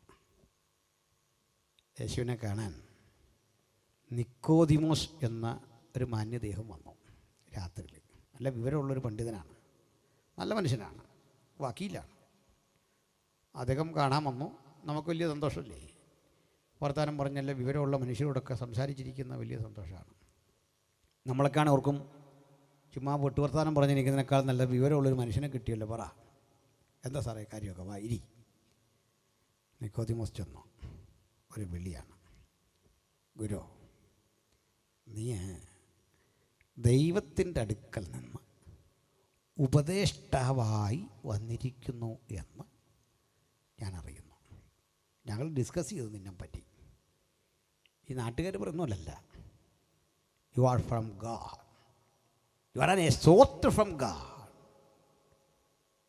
ഇത് പറഞ്ഞപ്പോഴാണെന്നറിയണ്ടേ, നാട്ടുകാരൻ ആ യേശുവിനെ വിളിക്കുന്നത് തച്ചൻ്റെ മകൻ, ശാസ്ത്രമറിയാത്തവൻ, വിവരദോഷി എന്നൊക്കെ പുലമ്പുന്ന ഘട്ടത്തിൽ നാട്ടിലെ വിവരമുള്ള മനുഷ്യനെ ന്യായപ്രമാണം അരച്ച് കലക്കി പഠിച്ചൊരു പണ്ഡിത ശേഷനും വന്നിട്ട് പറയുക, you are from above, you are send from almighty, you are an instructor or mentor from almighty. നീ ദൈവത്തിൻ്റെ അരികിൽ നിന്ന് വന്നു. നമ്മളാണ് എങ്ങനെ പ്രതികരിച്ചേനെ? നിനക്ക് വിവരമുണ്ട്. ഇവിടെ കുറേ ബോധം കെട്ട മനുഷ്യരുണ്ട്. ഞാൻ ഈ അത്ഭുതം അടയാളമൊക്കെ ചെയ്തിട്ട് അമ്മാർ ഇതുവരെ എന്നെ മനസ്സിലാക്കിയില്ല. ഇതാ പറയുന്ന വിദ്യാഭ്യാസം വേണം, അറിവ് വേണം. ഇത് ഞാൻ കുറേ പത്രോസിനെയും മന്ത്രോസിനെയൊക്കെ വിളിച്ച് അവർ ഈ ഏറ്റവും ചെറിയ ജോലിയൊക്കെ ചെയ്തു തന്ന മനുഷ്യർ, അവർക്കൊന്നും എന്നെപ്പറ്റി വലിയ ഗ്രാഹ്യമില്ല. നമ്മളെന്നാൽ ഈ പത്രോസിനെയും അന്ത്രയോസിനെയൊക്കെ സഭയിൽ നിന്ന് നീക്കം ചെയ്യും. പ്രത്യേകിച്ച് നീക്കുകയില്ല, ഒരുതരം അവഗണന. പ്രത്യേകിച്ച് നീക്കത്തില്ല, ഹായ് പറഞ്ഞു പോകുന്നൊരു ബന്ധം. കാരണം നിക്കോദിമോസ് വന്നെന്ന്. പിറ്റേന്ന് പോലെ നിക്കോദിമോസും യേശുവും കൂടെ ഒരുമിച്ചായിരിക്കും പോകുന്നത്. നിക്കോദിമോസിൻ്റെ ഒരു ഫോട്ടോ അവിടെ, യേശുവിൻ്റെ ഒരു വലിയ ഫോട്ടോ അവിടെ. എന്നിട്ട് പറയും, ഇതുപോലുള്ള വലിയ വലിയ മനുഷ്യരെ എന്നെപ്പറ്റി പറയുമ്പം കുറേ ഡ്യൂപ്ലിക്കേറ്റ് ഈ നാട്ടിലുണ്ട്, അവർക്കൊന്നും എന്നെപ്പറ്റി അറിയില്ല. നീ അറിവുള്ളവനോട് ചോദിക്കും, ഞാൻ ആരാന്ന് പറഞ്ഞു തരും. ചില മനുഷ്യരങ്ങനെയുണ്ട്.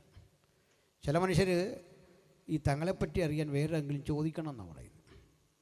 ഞാൻ ഓർക്കുന്നുണ്ട്, എൻ്റെ വീടിൻ്റെ അടുത്തൊരു മനുഷ്യനുണ്ട്, പാവപ്പെട്ടവനാണ്, നല്ല മനുഷ്യൻ. പുള്ളിക്ക് ഒരു കുഞ്ഞ് ജനിച്ചു. ആ കുഞ്ഞിൻ്റെ 5-6 മാസം പ്രായമായി.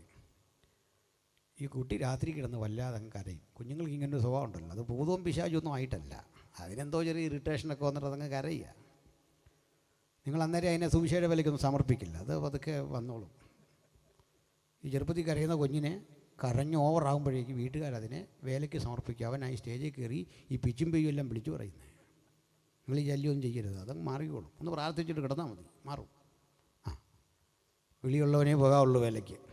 അല്ല, ഈ 6 മാസം പ്രായമുള്ള കുഞ്ഞ് ഇങ്ങനെ കരഞ്ഞപ്പോൾ ഇവനെ ആശ്വസിപ്പിക്കാൻ നോക്കിയിട്ട് പറ്റുന്നില്ല. ഈ പുരുഷന്മാർ ചെന്നിട്ട് കുഞ്ഞെ അടങ്ങിയിരിക്കുന്നു പറഞ്ഞത് കേൾക്കുകയില്ല. നമ്മൾ താലോലിക്കാൻ നോക്കിയാലും നടക്കുകയില്ല, വലിയ പാടാണ്. അമ്മയെ ആശ്വസിപ്പിക്കുന്നു, വീട്ടുകാരെല്ലാം കൂടെ ആശ്വസിപ്പിക്കുന്നു, അങ്ങനെ ഇരിക്കുന്നില്ല. അവസാനം ഈ പുള്ളി അങ്ങ് അരിശപ്പെട്ടു കൊച്ചിനോട്. 6 മാസം പ്രായമുള്ള കൊച്ചിനോട് 5-6 തെറി. മിണ്ടാ കിടന്നോളൂന്ന് പറഞ്ഞു. എന്നിട്ട് പറയുക, നീയേ ജോസ് ആരാണെന്ന് ഈ നാട്ടിലും തിരക്കണമെന്ന്. നിനക്കെന്നെ മനസ്സിലായിട്ടില്ല, കാള് മാറിപ്പോയി.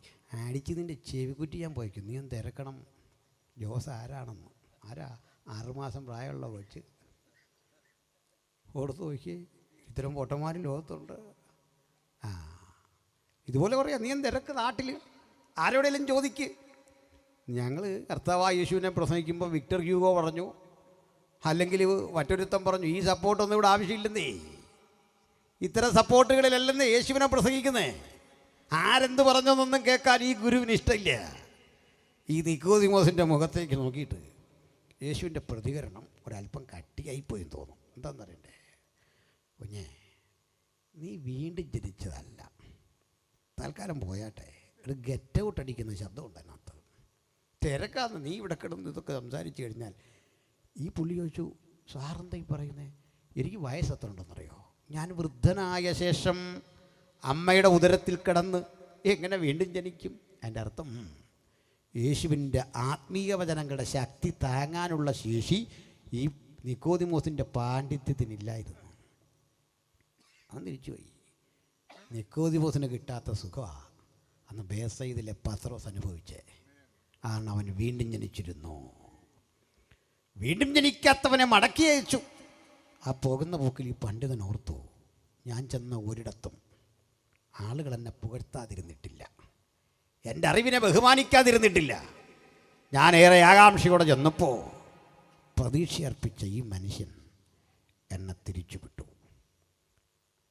അവൻ്റെ അന്തരാത്മാവോട് ദൈവവചനം പറഞ്ഞു, ഒന്നുമല്ല, നീ വീണ്ടും ജനിക്കാൻ ഇന്നു മുതൽ ഉദ്യമിക്കണം. നിക്കോദിമോസ് വീണ്ടും ജനിച്ചെന്നാ നമുക്കറിയാമല്ലോ. പിന്നീട് അവൻ യേശുവിനെ അന്ന് മുതൽ ഒരു രഹസ്യ വിശ്വാസിയായി അനുധാവനം ചെയ്തു എന്നാണ്. അതൊക്കെ നമുക്കറിയാം. അപ്പോഴേ തന്നെ ആരെങ്കിലും ദൈവമെന്ന് വിളിച്ച, ദൈവപുത്രൻ എന്ന് വിളിച്ച, ഉയരത്തിൽ നിന്ന് വന്നെന്ന് പറഞ്ഞാൽ അതങ്ങ് ബാൻ ചെയ്യും യേശു. ഇനി മറ്റൊരാൾ ഈ വിലക്കെല്ലാം ലംഘിച്ചുകൊണ്ട് ചാടി കയറി പറഞ്ഞു. ആരാന്നറിയണ്ടേ? ഭൂതം. സത്യം പറയാമല്ലോ, ഉള്ള പറയണം. ഈ യേശുവിനെ മാനം മര്യാദയ്ക്ക് അഡ്രസ്സ് ചെയ്തത് ഭൂതങ്ങളാണ്.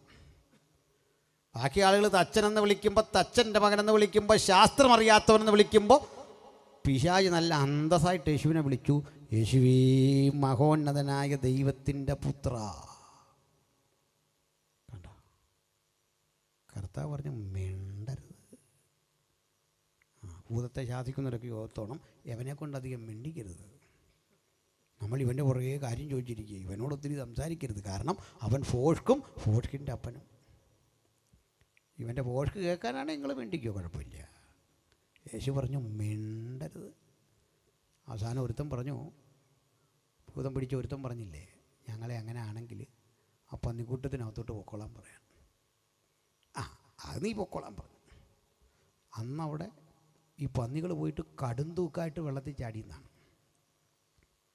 കടുംതൂക്കായിട്ട് വെള്ളത്തിൽ ചാടി. പിന്നെ അതെവിടെ പൊങ്ങിയെന്നൊന്നും നമുക്ക് പറയാൻ പറ്റില്ല. ഏതായാലും അത് പോട്ടെ, അതതിൻ്റെ വഴിക്ക് പോട്ടെ. അപ്പോൾ ഈ ഭൂതങ്ങളെ ആ വഴിക്ക് അങ്ങ് വിട്ടു യേശു. ഇതിനകത്തൊരു കാര്യമുണ്ടേ, ഈ ഭൂതങ്ങൾ എന്തെങ്കിലും പറഞ്ഞ ദിവാസന്മാരെ എതിർക്കും. എക്സാമ്പിൾ, പൗലോസിനെ ഇതുപോലെ പ്രകീർത്തിച്ചു ഭൂതം പിടിച്ചൊരു സഹോദരി. എന്താണെന്നറിയണ്ടേ, പൗലോസും ശീലാസും ഒക്കെ ഇങ്ങനെ പോകുന്ന വഴിക്കൊരു സഹോദരി പറയുക, ഇവർ അത്യുന്നതനായ ദൈവത്തിൻ്റെ ദാസന്മാർ, രക്ഷാമാർഗം നിങ്ങളോട് അറിയിക്കാൻ വരുന്നു.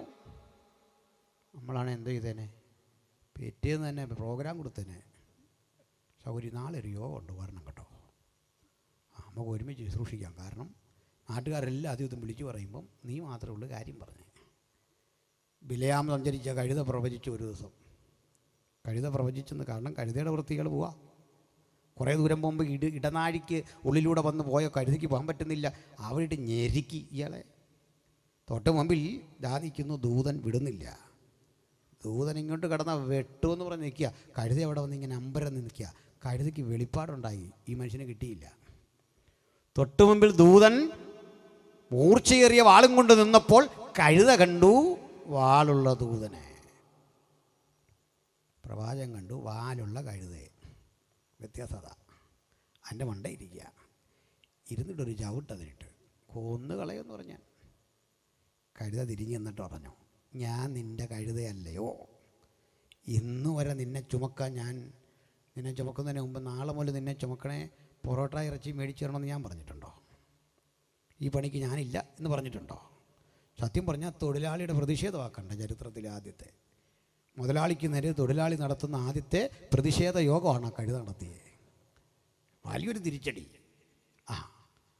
അധികാരത്തിനും മേധാവിത്വത്തിനുമെതിരെയുള്ള ഒരു വലിയ പ്രതിഷേധം അതവിടെ നടത്തി. പിന്നെ ആ കഴുത എങ്ങോട്ട് പോയെന്നൊരു പിടിയില്ല. എനിക്കൊന്ന് ആ കഴുത അന്ന് എന്നെ ചത്ത് കാണും.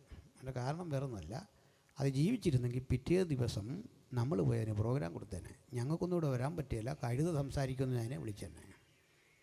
എന്താ കാര്യം? കഴുത സംസാരിക്കും, കാരണം കഴുത പറഞ്ഞെല്ലാം കൃത്യമായിരുന്നു. കഴുതയെ കൊണ്ട് പിന്നെ ഇവിടെ എല്ലാം വരും. ഫ്ലക്സ് അടിക്കുന്ന കഴുതയുടെ ആയിരിക്കും. നാളെ ഈ റവറണ്ട് നിങ്ങളോട് സംസാരിക്കും. നമ്മുടെ ഒരു അസുഖം അത്. പക്ഷെ കർത്താവ് എന്ത് ചെയ്തു? ഭൂതത്തോട് പറഞ്ഞു, മിണ്ടരുത്, അനങ്ങരുത്.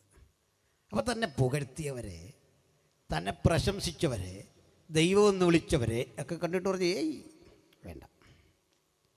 അങ്ങനെ ഇരിക്കേ കർത്താവും നമ്മുടെ പത്രോസും അന്ത്രോസും യാക്കോവും എല്ലാം കൂടി യാത്ര ചെയ്തൊരു സ്ഥലത്ത് ചെന്നു. ഫിലിപ്പിൻ്റെ കൈസരിയ. നിങ്ങൾ കേട്ടിട്ടുണ്ടോ? ആ കൈസരിയിലേക്ക് കയറുമ്പോൾ അത് കൈസറുടെ പട്ടണമാണ്. കൈസറുടെ പട്ടണം എന്ന് പറഞ്ഞാൽ എന്താ? രാജ്യം ഭരിക്കുന്ന ചക്രവർത്തി തിരുമനസിന് സമർപ്പിച്ചൊരു പട്ടണം. ആ പട്ടണത്തിലെ ദൈവം ചക്രവർത്തിയാണ്. ചക്രവർത്തിയെ ദൈവമായി ആരാധിക്കുന്ന ആളുകൾ അവിടെ ഉള്ള. ഈ സ്ഥലത്ത് വരുമ്പോൾ യേശു ഒരു ചോദ്യം. കാരണം അവിടെ എപ്പോഴും ഉയർന്നു കേൾക്കാം, നമ്മുടെ കർത്താവും രക്ഷിതാവുമായ റോമാ കൈസറുടെ നാമത്തിൽ ഞാൻ നിങ്ങളെ വന്ദിക്കുന്നു. ഇത് പറഞ്ഞ് അങ്ങോട്ട് കയറാനൊക്കെയുള്ളൂ. നിങ്ങൾക്ക് തോന്നുന്നുണ്ടോ യേശു ഇങ്ങനെ പറഞ്ഞെന്ന്? യേശു മിണ്ടിയില്ല. നാട്ടു നടപ്പല്ലേ എന്ന് ഓർത്ത് ഇതൊന്നും വിളിച്ചു പറയില്ല. ശിഷ്യന്മാർ യേശു മിണ്ടാത്തതുകൊണ്ട് ശിഷ്യന്മാരും മിണ്ടിയില്ല. അപ്പോൾ വാതുക്കൽ അഭിവാദ്യം ചെയ്യാൻ നിൽക്കുന്ന ആളുകൾ ഇവരുടെ ഈ പോക്ക് ഇങ്ങനെ അമ്പരത്തോടെ നോക്കുക. കാരണം വരുന്നവരെല്ലാം ഈ കൈസറെ നമസ്കരിക്കും, ഒരു വെണ്ണക്കൽ ശില്പത്തിൻ്റെ മുമ്പിൽ കാണിക്കയിടും, അവിടെ പ്രദക്ഷിണം ചെയ്യും. ഇതൊന്നും ചെയ്യാതെ ഒരു 10-12 പേരങ്ങോട്ട് പോന്നു. അവരിങ്ങനെ ശ്രദ്ധിക്കുമ്പോൾ കർത്താവ് ഒരു ചോദ്യം. ജനങ്ങൾ മനുഷ്യപുത്രനെ ആർ എന്ന് പറയുന്നു? ഒരുത്തൻ പറഞ്ഞു നീ ഏലിയാവാന്ന് പറയുന്നുണ്ട്. ഒരുത്തൻ പറയുന്നു നീ യെരമ്യാവാന്ന് പറയുന്നുണ്ട്. മറ്റൊരാൾ പറഞ്ഞു നീ പ്രവാചകന്മാരിൽ ഒരുത്തനാണെന്ന് പറയുന്നുണ്ട്. ഇതൊന്നും മോശം പ്രയോഗമല്ല, നല്ല വിവരമുള്ളവൻ്റെ വാക്കാ. തച്ചനെന്ന് വിളിച്ച് കളിയാക്കിയ, വിവരദോഷി എന്ന് വിളിച്ച് കളിയാക്കിയവരുടെ നാട്ടിൽ ഇത് ഏലിയാവാണെന്ന് പറഞ്ഞ നിസാര കാര്യമാണ്. യേശു അഭിപ്രായം വെട്ടി. എന്നിട്ട് ചോദിച്ചു, ഇതൊക്കെ ആണെങ്കിലും നിങ്ങൾ എന്നെ ആരെന്ന് പറയുന്നു? ബഹുവചനമാണ് ചോദ്യം. നിങ്ങൾ. നമ്മളാണെങ്കിൽ പറയാം. ഇപ്പം ഞാൻ ഷാരൂല്ലേ അച്ചാനും ഒക്കെ ആയിട്ടൊന്ന് ആലോചിച്ചിട്ട്, ഷാരോ മാത്രം ഒരു തീരുമാനം എടുക്കാൻ നിൽക്കില്ല, ചർച്ചകോടിലൊക്കെ ഒന്ന് പോയി ചോദിച്ചിട്ട് IPC ആയിട്ടൊന്ന് കൂടി ആലോചിച്ചിട്ട് ഞങ്ങൾ ഉടനെ കൂടുന്നുണ്ട്. കൂടിയിട്ട് അല്ലെ അപകടമാണ്. കാരണം വേറൊന്ന് ഞാൻ പറഞ്ഞു, അവിടെ പോയി കൗൺസിൽ വേറെ ഒന്ന് പറഞ്ഞു, ഇതൊക്കെ വരാതിരിക്കാൻ നമുക്കൊരു പക്വതയുണ്ട്. നല്ല വിവരമാണ് നമ്മളിപ്പോൾ പലർക്കും. കൂടി ആലോചിച്ചേ പറയുള്ളൂ. ഇതെല്ലാം കഴിഞ്ഞിട്ട് പറയും കമ്മിറ്റി തീരുമാനം ഇങ്ങനെയാണല്ലോ, ഞാൻ പുള്ളിക്കാരിയോടൊന്ന് ചോദിക്കണമല്ലോ. അല്ലേ പുള്ളിക്കാരി വീട്ടിലോട്ട് ചെല്ലുമ്പോൾ അതും പറഞ്ഞാൽ അച്ഛൻ ഈ വെളിയില്ലാത്തെല്ലാം വിളിച്ചു പറഞ്ഞ് എന്തിനാണെന്ന് ചോദിച്ചാൽ പിള്ളേരടക്കം സൺഡേ സ്കൂളിന് വരത്തില്ല. ആലോചിക്കണം. പക്ഷെ ബേസെയ്ത കടൽക്കരയിൽ വല വീശി മീൻ പിടിച്ച് മീൻ വിറ്റ് ഉപജീവനം കഴിച്ചൊരു പാവം മത്സ്യത്തൊഴിലാളി ആ മുഖത്തേക്ക് നിൽക്ക് നെഞ്ചുറപ്പോടെ പറയുക, നീ ജീവനുള്ള ദൈവത്തിൻ്റെ പുത്രനായ ക്രിസ്തു. എന്താ ഇതിൻ്റെ അർത്ഥം? കേൾക്കണം പ്രിയപ്പെട്ടവരെ. യേശു നിരസിച്ചില്ല. നിക്കോദിമോസിൻ്റെ വായടപ്പിച്ച ഭൂതങ്ങളോട് മിണ്ടരുതെന്ന് പറഞ്ഞ നാട്ടുകാരൊക്കെ പ്രശംസിച്ചപ്പോൾ അത് തള്ളിക്കളഞ്ഞവൻ, വീണ്ടും ജനിച്ചവൻ, അവൻ ദൈവമാണെന്ന് പറഞ്ഞപ്പോൾ സ്വീകരിച്ചു. വീണ്ടും ജനിച്ചവർ മാത്രം തിരിച്ചറിയാൻ കഴിയുന്ന വെളിപ്പാടിൻ്റെ പേരാ ആ സുവിശേഷം. വീണ്ടും ജനിക്കാത്ത ഒരാളെങ്കിലും ഉണ്ടെങ്കിൽ ഇപ്പോഴാകുന്നു സുപ്രസാദകാലം, ഇപ്പോഴാകുന്നു രക്ഷാ ദിവസം. ഇത്ര വലിയ രക്ഷയെ ഗണ്യമാക്കാതെ പോകരുത്. വീണ്ടും ജനനം സുപ്രധാനം. ചുരുക്കി പറഞ്ഞാൽ യേശു തൻ്റെ അപരാഭിധാനങ്ങളിൽ ഏറ്റവും ഇഷ്ടപ്പെട്ടത് ആളുകൾ തന്നെ മനുഷ്യപുത്രനെന്ന് വിളിക്കണം, പ്രിയപ്പെട്ടവർ തന്നെ തിരിച്ചറിഞ്ഞ വെളിപ്പാടുള്ളവർ ദൈവമെന്നും വിളിക്കണം. മതി. മനസ്സിലായില്ലേ? നാട്ടുകാരൊക്കെ എങ്ങനെ വിളിക്കണം? മനുഷ്യപുത്രൻ. യേശു മനുഷ്യപുത്രൻ തന്നെ തിരുത്തി കൊടുക്കും. അതിലേക്കൂടെ വരാം. നമ്മുടെ കർത്താവ് അവിടുത്തെ ജഡപ്രവേശനം, അതായത് ആത്മരൂപിയായ പിതാവിനോടുള്ള സമത്വം മുറുകെ പിടിക്കണമെന്ന് വിചാരിക്കാതെ ദാസ്യരൂപമെടുത്തു വേഷത്തിൽ മനുഷ്യനായി വിളങ്ങിയ ആ കർത്താവിനെക്കുറിച്ച് നാം അറിയുന്നതിലും അധികം അറിഞ്ഞിരുന്ന ഒരാളുണ്ട് അവിടെ. അത് പിശാച്. പിശാചിനറിയാം ആദ്യത്തെ ആദമിനെ ഞാൻ ഏദനിൽ തകർത്തു. ദൈവം അന്നേ കുറിച്ച് വെച്ചു, സ്ത്രീയുടെ സന്തതി സർപ്പത്തിൻ്റെ തല തകർക്കും. അന്ന് മുതൽ അവൻ കാത്തിരിക്കുക, ഒരൊടുക്കത്തെ ആദമായവൻ എൻ്റെ തല തകർക്കാനായിട്ട് വരും. എന്നാൽ അവൻ സർവജ്ഞാനിയല്ല, ജ്ഞാനിയാണ്, അറിവുണ്ട്. യേശുവിനെ കണ്ടിട്ട് ഇവന് എൻ്റെ തല തകർക്കാൻ വരുന്ന ആൾ ഇതോ എന്നൊരാശങ്ക. അതുകൊണ്ട് യേശുവിനെ കാണുന്നിടത്ത് വിളിക്കും ദൈവപുത്ര. യേശുവിൻ്റെ മറുപടി കേൾക്കണം. പണ്ട് ഏദനിൽ ആദമിനെ തോൽപ്പിച്ച പിശാചിൻ്റെ ശക്തിയും കറിയോ? ആദമിന് ഭക്ഷണം വേണ്ടാത്തവനാണ്, കാരണം വിശപ്പില്ല. ആദം കഴിച്ച വിശപ്പിനല്ല, രുചിക്ക് വേണ്ടിയാണ്, സ്വാദിന് വേണ്ടി. നിത്യതയിൽ അങ്ങനെ മനുഷ്യന് ഭക്ഷണമുണ്ട്, വിശക്കുകയില്ല. പിന്നെ എന്തിനാ ഭക്ഷണം? സ്വാദിന് കഴിക്കുന്നതും വിശപ്പിന് കഴിക്കുന്നതും രണ്ട് രീതിയിലാണ്. മനസ്സിലായോ? ഇല്ല. പറയാം. അതാണ് കല്യാണത്തിന് ചില ആളുകൾ സകല കല്യാണത്തിന് ഇരുന്ന് സാധാരണ ഒരു മനുഷ്യന് ഒരാഴ്ച കഴിക്കേണ്ട ഭക്ഷണം അവൻ 10 മിനിറ്റ് കൊണ്ട് കഴിച്ച് തീർക്കും. എന്നിട്ട് ആ കല്യാണം നടത്തിയവനെ 2 പള്ളു പറയാതെ പോരുകയില്ല. എന്തൊരു ഭക്ഷണമായിരുന്നു! ഞാനവിടെ ചെന്ന് നോക്കി നിന്ന് ആകപ്പാടെ അവിടെ ആരുമില്ലൊരു മനുഷ്യൻ, എന്തോ ഒരു ഏർപ്പാടായിരുന്നു. ഇത് മനുഷ്യൻ്റെ ഒരു പൊതു സ്വഭാവമാണ്. എന്നാൽ ഈ മരണം കഴിഞ്ഞ് നമുക്കൊരു സ്നാക്സ് തരുമല്ലോ. ഈ സ്നാക്സ് കഴിച്ചിട്ട് ആരും പറയാം എന്തോ ഒരു വടയായിരുന്നു, ചുമ്മാ ഉള്ളതില്ലാത്തൊരു സാധനം. വീട്ടിലെ കാർന്നവർ പറയാണോ, പോട്ടെ, ഇനി ഒരു അവസരം വരുമ്പോൾ നമുക്കത് വേണ്ട പോലെയൊക്കെ ക്രമീകരിക്കാം. പറയുമോ? ഇല്ല. എന്താ കാര്യം? സ്നാക്സ് കഴിച്ചത് വിശപ്പിനും കല്യാണത്തിന് കഴിച്ചത് സ്വാദിനും വ്യത്യാസം പിടിയിട്ടോ? സഹോദരിമാർക്ക് പറഞ്ഞുതരാം. ഈ പുരുഷന്മാർ ജോലിയെല്ലാം കഴിഞ്ഞ് തിരക്ക് പിടിച്ച് വീട്ടിലോട്ട് വരും. ഫുഡ് എടുത്ത് അങ്ങോട്ട് വെക്കും. ഇവരാദ്യത്തെ ഒരു 3 മിനിറ്റ് ഒരക്ഷരം മിണ്ടാതെ ഒരു 4-5 പൊറോട്ട കഴിക്കും. ചപ്പാത്തി കല്ലിൽ കഴിച്ചിട്ട് പറയും, അടുത്തത് വിളമ്പാൻ ചൊല്ലി പറയും, ഇതിന് ടേസ്റ്റ് പോരാ, കറി ശരിയായില്ല, ഉപ്പ് കൂടിപ്പോയി. അന്ന് ആദ്യത്തെ വിശപ്പടങ്ങാനുള്ള അങ്ങ് ചെന്നു. അത് വിശപ്പിന്, രണ്ടാമത്തെ സ്വാദിന്. വ്യത്യാസം മനസ്സിലായോ? ആദമിന് ഫുഡ് വേണ്ടെന്ന് ഏതെങ്കിൽ, പക്ഷെങ്കിലേ സ്വാദിന് കഴിക്കാവുന്ന നിത്യതയിലും അങ്ങനെയാണെന്ന്. നമുക്ക് വിശക്കുകയില്ല, ദാഹിക്കുകയില്ല. അതാ നിത്യത. വിശപ്പില്ലാത്തവൻ, ദാഹമറിയാത്തവൻ, സുമുഖൻ, സുന്ദരൻ, ആരോഗ്യതിടകാത്രൻ, ദൈവത്തോടൊപ്പം നടക്കുന്നവനെ സാത്താൻ ഭക്ഷണം കാട്ടി തോപ്പിച്ചു. അവൻ തോറ്റു. ഇതാ മരുഭൂമിയിൽ ഒടുക്കത്തെ ആദം ഉപവസിച്ചിട്ടിരിക്കുക. വിശക്കുന്നവൻ, ദാഹിക്കുന്നവൻ ഇരിക്കുന്ന പറുദീസയിലല്ല, മരുഭൂമിയിൽ. പണ്ട് നിന്റെ പൂർവികനെ ഏദനിൽ തോൽപ്പിച്ചെങ്കിൽ ഈ മരുഭൂമിയിൽ തോൽപ്പിക്കാൻ എളുപ്പം എന്ന് കരുതി വന്നിട്ട് ഇരിക്കുന്ന ആളിനെ സൂക്ഷ്മമായി നോക്കിയിട്ട് മുമ്പേ പറഞ്ഞ പ്രലോഭനം ഒന്ന് കൊണ്ടുവരാൻ നോക്കുക, പ്രലോഭിപ്പിക്കാൻ നോക്കുക. പക്ഷേ യേശു ഏറ്റെടുക്കില്ല. രസകരമായ കാര്യം കേട്ടില്ലേ? യേശുവിനോട് അവൻ ചോദിക്കുന്ന പദം ശ്രദ്ധിക്കണം. നീ ദൈവപുത്രൻ എങ്കിൽ, you are the son of God, നീ ദൈവപുത്രനെങ്കിൽ ഈ കല്ലിനോട് അപ്പമാകാൻ പറ. നമ്മളാണ് എന്ത് പറഞ്ഞേ? നീ കൂടുതലൊന്നും പറയണ്ട, ഞാൻ എത്രയോ തവണ കല്ല് അപ്പമാക്കിയിരുന്നു. ഞാൻ പുതിരിക്കണ്ടത്തായിരുന്നപ്പോൾ എത്ര കല്ല് ആളുകൾക്ക് പ്രാർത്ഥിച്ച് അപ്പമാക്കി കൊടുത്തു.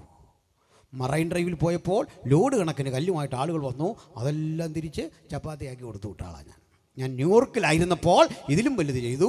ടെക്സാസിൽ നിന്ന് ഞാൻ പോരുമ്പോൾ അത്ഭുതം കാരണം നിൽക്കാൻ വയ്യാതായി. ഇങ്ങനെ നമ്മൾ കീച്ചു വിടുന്നേ. യേശു എൻ്റെ മുഖത്തേക്ക് നോക്കിയിട്ട് പറഞ്ഞു, ഡാ, മനുഷ്യൻ അപ്പം കൊണ്ട് മാത്രമല്ല. ചോദ്യം, നീ ദൈവപുത്രനെങ്കിൽ. യേശുവിൻ്റെ ഉത്തരം, മനുഷ്യൻ അപ്പം കൊണ്ട് മാത്രമല്ല. എന്താ മനസ്സിലായി? ഇവൻ വിളിച്ച ദൈവപുത്രൻ. യേശു പറഞ്ഞു കൊടുത്തല്ലടാ മനുഷ്യൻ. നീ പക്ക മനുഷ്യനായിട്ട് കണ്ടാൽ മതി. ഇതെന്താ ഇങ്ങനെ പറഞ്ഞു കൊടുക്കുന്നത്? കാരണമുണ്ട്. യൂണിഫോമിൽ വരുന്ന ഒരു ഭീകരനെ പിടിക്കാൻ യൂണിഫോമിൽ വരുന്ന ഉദ്യോഗസ്ഥനേക്കാൾ പ്രായോഗികമായി വിജയിക്കുന്നത് മഫ്റ്റിയിൽ വരുന്ന, വേഷം മാറി വരുന്ന പോലീസുകാരനാണ്. പിടിയിട്ടോ? ഇല്ല. ഒരു ഭീകരൻ വേഷം മാറി നമ്മുടെ യോഗത്തിൽ വന്നിരുന്നു കുട്ടിക്കോ, അപ്പോൾ വേഗത്തിൽ അന്യഭാഷ പറയുന്നു, ചാടുന്നു, തുള്ളുന്നു, അവനങ്ങ് പ്രകടിപ്പിക്കുകയല്ലേ. പോലീസ് വന്നെന്നറിഞ്ഞ് അവൻ തിരിഞ്ഞു നോക്കും. ഈ വണ്ടി കാണുമ്പോഴേ അവൻ ഇവിടുന്ന് ഫോൺ കറക്കിയിട്ട് വിളിക്കും. ആരെങ്കിലും രാഷ്ട്രീയക്കാരെ വിളിച്ചിട്ട് പറയും, പുള്ളി അവിടെ കിടപ്പുണ്ടെന്ന് മാറ്റിക്കുക, ഞാനങ്ങ് പോക്കോട്ടെ. പോലീസുകാരൻ ഫോൺ വരും, താനെന്തിനോടെ പോയി നിൽക്കുക യോഗ സ്ഥലത്ത്, ഇങ്ങോട്ട് വാ. പോലീസുകാരൻ പോകുന്നതൊക്കെ തന്നെ ഇയാൾ പോകും. എടാ, യൂണിഫോം ഇട്ടവൻ വന്നാൽ പഠിച്ച കള്ളനെ പിടിക്കാൻ പറ്റിയില്ല, അവന് പണി അറിയാം. കാക്കി കാണുമ്പോഴേ അവനറിയാം കക്ഷി ആരാണ്. അങ്ങനെ ഇരിക്കുമ്പോൾ പഴയ ഫയലുകളെല്ലാം പരതി വരുമ്പോൾ പറയുന്നുണ്ട്, ഒരുത്തൻ ദേ കളിപ്പിച്ച് നടക്കുന്നുണ്ട്, കിട്ടുന്നില്ല, ഭയങ്കര സ്വാധീനമാണ്, ഭയങ്കര വിഷയം, അവനെ പിടിക്കാൻ പറ്റില്ല. അനുഭവ സമ്പത്തുള്ള നല്ല നീതിബോധമുള്ളൊരു ഓഫീസർ പറഞ്ഞു, ഞാൻ പിടിക്കാം. റെഡിയാണോ? അതെ. നിങ്ങളാരും അറിയണ്ട, ഞാനവനെ കയ്യാമം വെച്ച് ഇവിടെ കൊണ്ടുവരും. പുള്ളി രാവിലെ അനിപ്പാസ്റ്ററെ വിളിച്ചിട്ട് യോഗപ്പെടാ പാസ്റ്ററെ, ഇന്ന സമയത്താണ്, എനിക്കൊന്ന് കൂടണം ആ യോഗത്തിന്. ആരാ? വിളിക്കുന്ന എൻ്റെ അടുത്ത്. ഞാനൊരു സഹോദരനാണ്, ഒരു സഭയിലെ വിശ്വാസിയാണ്. പുള്ളി ബൈബിളുമൊക്കെ ആയിട്ട് നേരത്തെ വന്ന് ഇവൻ ഇരിക്കുന്നതിൻ്റെ അടുത്ത് അങ്ങ് ഇരിപ്പുറപ്പിച്ചു. ഇവൻ അന്യഭാഷ പറയുമ്പോൾ പുള്ളി 2 ശക്തിക്ക് ഇരട്ടിക്ക് പറയാൻ തുടങ്ങി. 2 പേരും ആരാധിക്കാൻ തുടങ്ങി. അവരെ സംശയമൊന്നുമില്ല. യോഗ കഴിഞ്ഞ് ഇവൻ അങ്ങോട്ട് പോകാൻ നേരം പുള്ളി ഇരട്ടി ഒരു പിടി. ഇവൻ പ്രതികരിക്കാൻ നോക്കിയിട്ട് പറഞ്ഞ് കയറാതെ പിടിച്ച് വലിച്ച് വണ്ടിയിലോട്ട് തട്ടുമ്പോൾ അനിപ്പാസ് പറയുക, വിഷയം എന്താ? ഒരു വിഷയമില്ല പാസ്റ്ററെ, കാണാം. പാസ്റ്ററോടെ നിൽക്കുക, കാണാം. പിറ്റേന്ന് പത്രത്തിൽ കാണാം, കൊടും കുറ്റവാളി അറസ്റ്റിൽ. യൂണിഫോമിലെല്ലാം അറസ്റ്റ് ചെയ്ത ആളിൻ്റെ പോലീസ് ഉദ്യോഗത്തിൻ്റെ റാങ്കും ഡീറ്റെയിലും എല്ലാം കൊടുത്തോണ്ട് പറയുക, ഇന്ന സ്ഥലത്ത് വെച്ച് ഇന്ന രൂപത്തിൽ അറസ്റ്റ് ചെയ്തേ. വൈകിട്ട് മാധ്യമ ചർച്ചകളിൽ കാണാം, ഈ കൊടും കുറ്റവാളിയെ താങ്കൾ എങ്ങനെ കീഴടക്കിയ?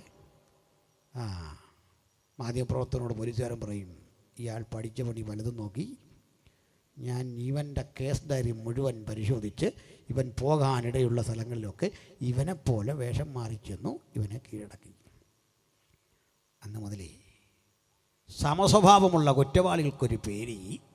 കാക്കിയിട്ട പോലീസല്ല കരുത്തൻ, മഫ്റ്റിയിൽ വരുന്നവൻ കരുത്തനാവൻ തല കൊണ്ടല്ലാതെ പോവില്ല. എന്താ മനസ്സിലായി? ദൈവപുത്രനായി വരുന്ന ക്രിസ്തുവിനേക്കാൾ സാത്താന് പേടി വേഷത്തിൽ മനുഷ്യനായി വിളങ്ങി വരുന്ന യേശുവിനെ കണ്ടപ്പോൾ മനസ്സിലായി, എൻ്റെ തല പോക്ക, എന്നെ പിടിക്കുക. അതിനാണ് യേശു കൂടെ പറയുന്നത് മനുഷ്യപുത്രൻ. അതിനാണ് ഇന്നും നമ്മൾ ശാസിക്കുമ്പോൾ യേശുവിൻ്റെ ലോക്കൽ അഡ്രസ്സ് വെച്ചടിക്കുന്നത്. പിശാചിനെ വിളിച്ചിട്ട് പറയും നസ്രായനാ യേശുവിൻ്റെ ലോക്കലാ. പത്തിയൂർ എന്ന് പറയുന്ന പോലെ സ്ഥലമാണ്. പറഞ്ഞ പിടിയിട്ടോ, ഒരു ലോക്കൽ സ്ഥലം. ലോക്കൽ അഡ്രസ്സ് കൊടുത്തിട്ട് പറയും, ഇത് കണ്ടോ ആളിനെ അറിയോ, ആ നാമത്തിലാണ് ഞാൻ നിന്നോട് കൽപ്പിക്കുന്ന, വിട്ടുപോ. എന്ത് പിടികിട്ടി? സ്വർഗമഹിമ പിടിഞ്ഞ് താണലോകത്തിലേക്ക് വന്ന യേശു വേഷത്തിൽ മനുഷ്യനായി വിളങ്ങി ആദമ്യകുലത്തിൻ്റെ തോൽവി ഇനി ആവർത്തിക്കപ്പെടാതിരിക്കാൻ ആ ശരീരം കൊണ്ട് സാത്താന്യ ശക്തിയെ ചെറുത്തോൽപ്പിച്ച് തകർത്ത് തരിപ്പണമാക്കി അവന് പ്രായച്ചിത്തമായി തൻ്റെ പ്രാണനെ നമുക്ക് വേണ്ടി യാഗമാക്കി തന്നു. അപ്പോൾ കൂടി വിശദീകരിച്ച് നമുക്ക് അവസാനിപ്പിക്കാം. പ്രിയരെ, ഓർക്കേണ്ട ഒരു കാര്യം, ഈ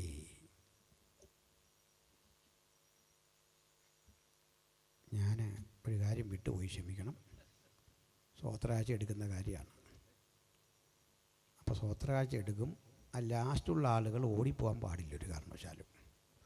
അതുകൊണ്ട് ബാലിൻ്റെ പ്രവാചകന്മാരെ ഒരുത്തിനെയും വിടല്ലെന്ന് പറഞ്ഞ പോലെ അവിടെ നിൽക്കണം. നമുക്ക് അവിടെ നിന്ന് ഇങ്ങോട്ട് ആരംഭിക്കണം, ഇവിടുന്ന് വരണ്ട. നമ്മൾ അവിടെ നിന്ന് ആരംഭിക്കാൻ പോവാണ്. എന്തിനും ഏതിനും റെഡിയായി വോളണ്ടിയേഴ്സ് നിന്നോണം. ഏത് തീരുമാനത്തിലും ഒറ്റ മനുഷ്യനെ വിട്ടേക്കല്ല, ആ വിധത്തിൽ നിൽക്കണം. റെഡിയായി നിന്നോ, നമുക്ക് അതിലേക്ക് പോകാം. ശ്രദ്ധിക്കാം. അപ്പോഴേ ഈ കർത്താവായ യേശു എന്തിനാണ് ജഡത്തിൽ വന്നത് എന്ന് പറയാം.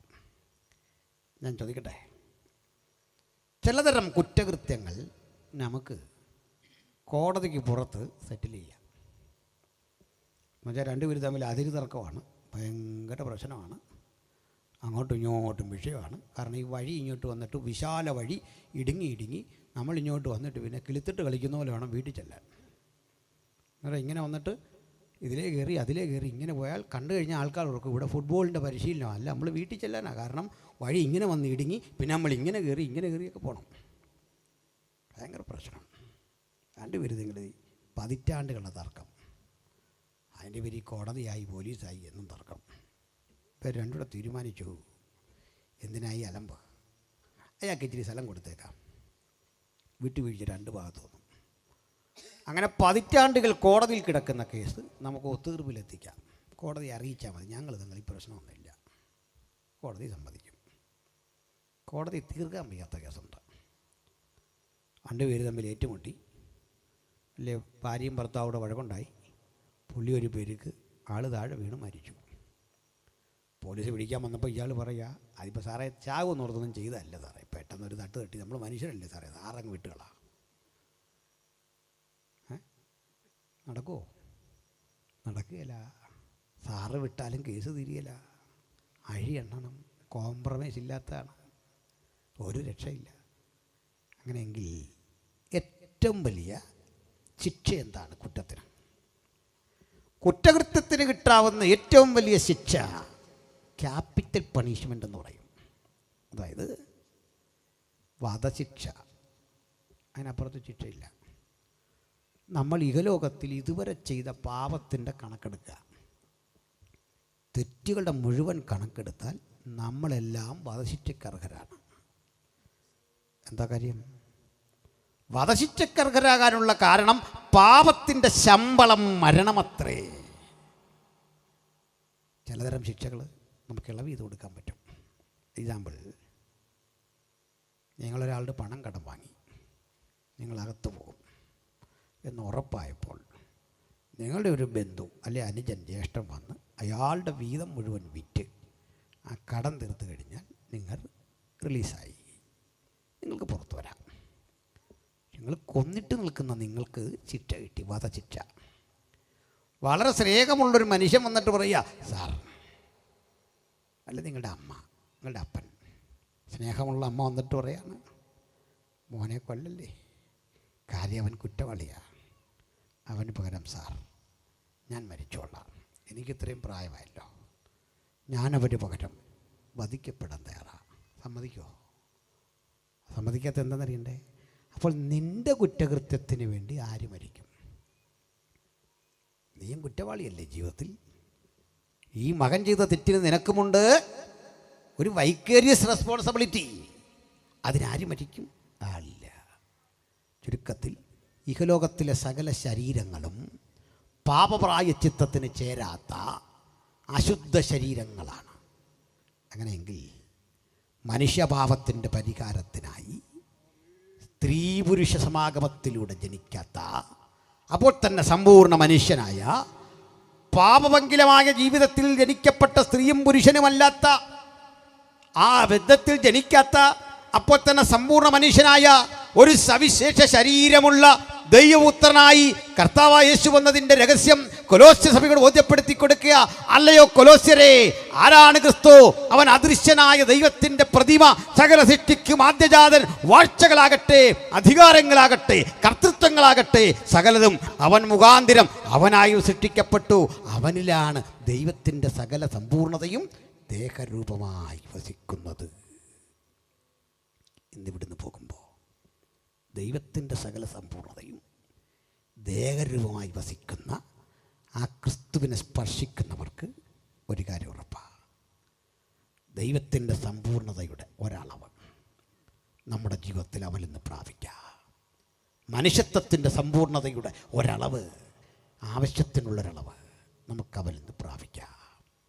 ഈ മഹാസത്യം കൊലോസ്യരോട് ബോധ്യപ്പെടുത്തി കൊടുക്കുന്ന പൗലോസ്ലീഹ സ്ഥാപിച്ചെടുക്കുന്നത് ക്രിസ്തു എന്ന പരമപ്രധാന തത്വത്തെ അവൻ ജഡമെടുത്തെങ്കിൽ മാത്രമേ മനുഷ്യരാശിയുടെ രക്ഷയുടെ വിളംബരം പൂർത്തീകരിക്കാനാവൂ. അതുകൊണ്ട് രക്ഷയുടെ വിളംബരം യേശുവിൻ്റെ രക്തത്താൽ. ആ രക്തത്തിൻ്റെ സവിശേഷത, ലോകത്തിലെ സകല പുരുഷൻ്റെ രക്തവും XY ക്രോമസോമുകളുടെ സങ്കലനമാണ്. XY ക്രോമസോമുകളുടെ സംയോജനമാണ് ഒരു പുരുഷനെങ്കിൽ, പുരുഷന്റെ ഇഷ്ടത്താൽ ജനിക്കാതെ, സ്ത്രീയുടെ ഇഷ്ടത്താൽ പിറക്കാതെ, കാലത്തിൻ്റെ നിർണായകതയിൽ ദൈവത്താൽ അയക്കപ്പെട്ട ആ ദൈവപുത്രനായ ക്രിസ്തു എന്ന മഹാവ്യക്തിത്വത്തെ കൊലോസ്യ ലേഖനത്തിൽ ചൂണ്ടിക്കാണിച്ചുകൊണ്ട് പറയുകയാണ്, അവനിലാണ് ദൈവത്തിൻ്റെ സകല സമ്പൂർണതയും, മനുഷ്യത്വത്തിൻ്റെയും ദൈവത്വത്തിൻ്റെയും സകല സമ്പൂർണത. എന്താണ് ആ മനുഷ്യത്വത്തിൻ്റെ സമ്പൂർണതയുടെ ശ്രേഷ്ഠത? നമുക്കറിയാമല്ലോ. നിങ്ങളെ മനസ്സിലാക്കുന്ന ഒരു മനുഷ്യൻ നിങ്ങളുടെ കൂട്ടുകാരനായുണ്ടെങ്കിൽ, ഹസ്ബൻഡിന് നിങ്ങളെ മനസ്സിലാകുമെങ്കിൽ, ഭാര്യയ്ക്ക് നിങ്ങളെ മനസ്സിലാകുമെങ്കിൽ, അപ്പന് മനസ്സിലാകുമെങ്കിൽ, അവിടെ മാത്രമേ മറ്റ് പ്രശ്നങ്ങളില്ലാത്തൊരു ജീവിതം ഉടലെടുക്കൂ. തെറ്റിദ്ധാരണകൾ നിമിത്തം മനുഷ്യജീവിതം പാടി തകരുന്ന, നിരപരാധിത്വം തെളിയിക്കാനാവാത്ത ലോകത്ത് സകലതും അറിയുന്ന ഒരുവൻ ദൈവപുത്രൻ മാത്രം. തെറ്റിദ്ധരിക്കപ്പെടുന്ന മനുഷ്യനും ആശ്വാസം നൽകുന്ന ആത്യന്തിക ഉറവിടം കർത്താവായ യേശു ക്രിസ്തു മാത്രം. ലോകത്തിലെ ഒരു ഭരണാധികാരിക്കും നമ്മോട് സഹതാപം തോന്നുന്നില്ല. നിയമത്തിൻ്റെ മുമ്പിൽ കോടതിക്ക് സഹതാപം തോന്നുന്നില്ല. നിയമം മാത്രം ചെയ്യാൻ വിധിക്കപ്പെട്ട കോടതിക്ക് സഹതാപം തോന്നിയാൽ നീതി നടപ്പിലാക്കാൻ പറ്റാതെ വരും. അതുകൊണ്ട് ഒരേ സമയം നീതിബോധമുള്ള ആ സന്തത സഹചാരിയായ ക്രിസ്തുയേശുവിൻ്റെ ദൈവത്വം നമ്മോടുള്ള കാരുണ്യമാണ്. ഒന്ന് പറഞ്ഞ് ഞാൻ അവസാനിപ്പിക്കാം. ആ ഘട്ടത്തിൽ ഓഫറിങ് എടുക്കുകയുമാകാം. സഹോദരങ്ങളെ, ഈ സഹതാപം നമ്മോട് തോന്നുന്നില്ലെങ്കിൽ വചനം പറയുക, നാം പൊടിയെന്ന് അവൻ ഓർക്കുന്നു, അവൻ നമ്മുടെ പ്രകൃതി അറിയുന്നു. ആ പ്രകൃതിയെപ്പറ്റിയാണ് എനിക്ക് ഉപസംഹരിക്കാനുള്ളത്. ഇത് നമ്മുടെ എല്ലാം സ്വകാര്യ ജീവിതത്തിൽ നമ്മെ അറിയുന്ന, നാം അറിയുന്ന മനുഷ്യർ വളരെ ചുരുക്കമാണ്.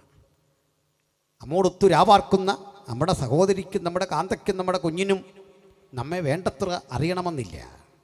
പക്ഷെ സങ്കീർത്തനക്കാരൻ പറയുക, എൻ്റെ പ്രകൃതി നിനക്കറിയാം. പക്ഷേ ഒരു കാര്യമൂർത്തി, ലോകത്തിലെ സകല മതങ്ങളും ദൈവത്തെ സ്ഥാനപ്പേർ ചൊല്ലിയാണ് വിളിക്കുന്നത്. ദൈവമെന്നാണ് വിളിക്കുന്നത്. സർവശക്തനെന്നോ സർവജ്ഞാനിയെന്നോ ആ വിളിക്കുന്നത്. പക്ഷേ ക്രിസ്തുവിൻ്റെ അനുഗാമികൾ ദൈവത്തെ വിളിക്കുന്നത് പിതാവേ എന്നാണ്. ഈ പിതൃത്വവും മനുഷ്യത്വവും സമ്മേളിക്കുന്ന ഒരു മഹാനുഭൂതിയാണ് യേശുവെന്ന വ്യക്തിത്വം. അതിന് ഒരു കാരണമുണ്ട്. ആരാണൊരപ്പൻ? അപ്പൻ്റെ സ്നേഹത്തിൻ്റെ ആഴമറിയാൻ, കുഞ്ഞിനോടുള്ള അപ്പൻ്റെ ഇടപാട് കണ്ടാൽ മതി. ഒരാൺകുട്ടി, അവൻ ഫുട്ബോൾ കാണാൻ പോയി. ആ കൂട്ടുകാർ കൂടുന്ന ഇടത്ത് കൂടി 2 മണി രാത്രിക്ക് മടങ്ങി വരുമ്പോൾ അപ്പം പറയുന്നു, അവൻ ആഹാരമൊന്നും കൊടുക്കണ്ട. അപ്പനറിയാതെ അകത്ത് കിടന്ന ആ കുഞ്ഞ്, എന്തിനാണ് അപ്പൻ ഈ 2 മണി രാത്രി വരെ ഉറങ്ങാതെ കിടന്നത്? അപ്പൻ ആശങ്ക നിന്നെക്കുറിച്ച്, നിൻ്റെ യാത്രയെക്കുറിച്ച്, ആൾത്തിരക്കിനിടയിൽ നിനക്ക് ഭവിക്കാവുന്ന വേദനയെക്കുറിച്ച്.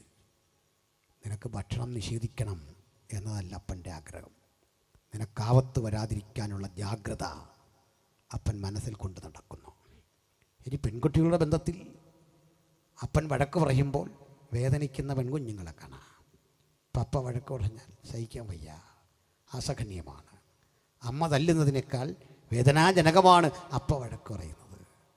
അപ്പ വഴക്ക് പറയുന്ന കുഞ്ഞ് ഊണ് കഴിക്കാതെ മാറിക്കിടക്കുന്നു. ഊണ് കഴിക്കാതെ കിടക്കുന്ന കുഞ്ഞിൻ്റെ അരികിലേക്ക് അപ്പ ചെല്ലുന്നു. കുഞ്ഞ് വന്നാട്ടെ, അപ്പയുടെ അരികിലേക്ക് കൊണ്ടിരുത്തുന്നു. ആ കുഞ്ഞിന് വാരിക്കൊടുക്കുന്നു. പ്രായമുള്ള കുട്ടിയാകാം, പക്ഷേ വാരി കൊടുക്കുമ്പോൾ നമുക്കൊക്കെ തോന്നാം കുട്ടിക്ക് അഹങ്കാരം.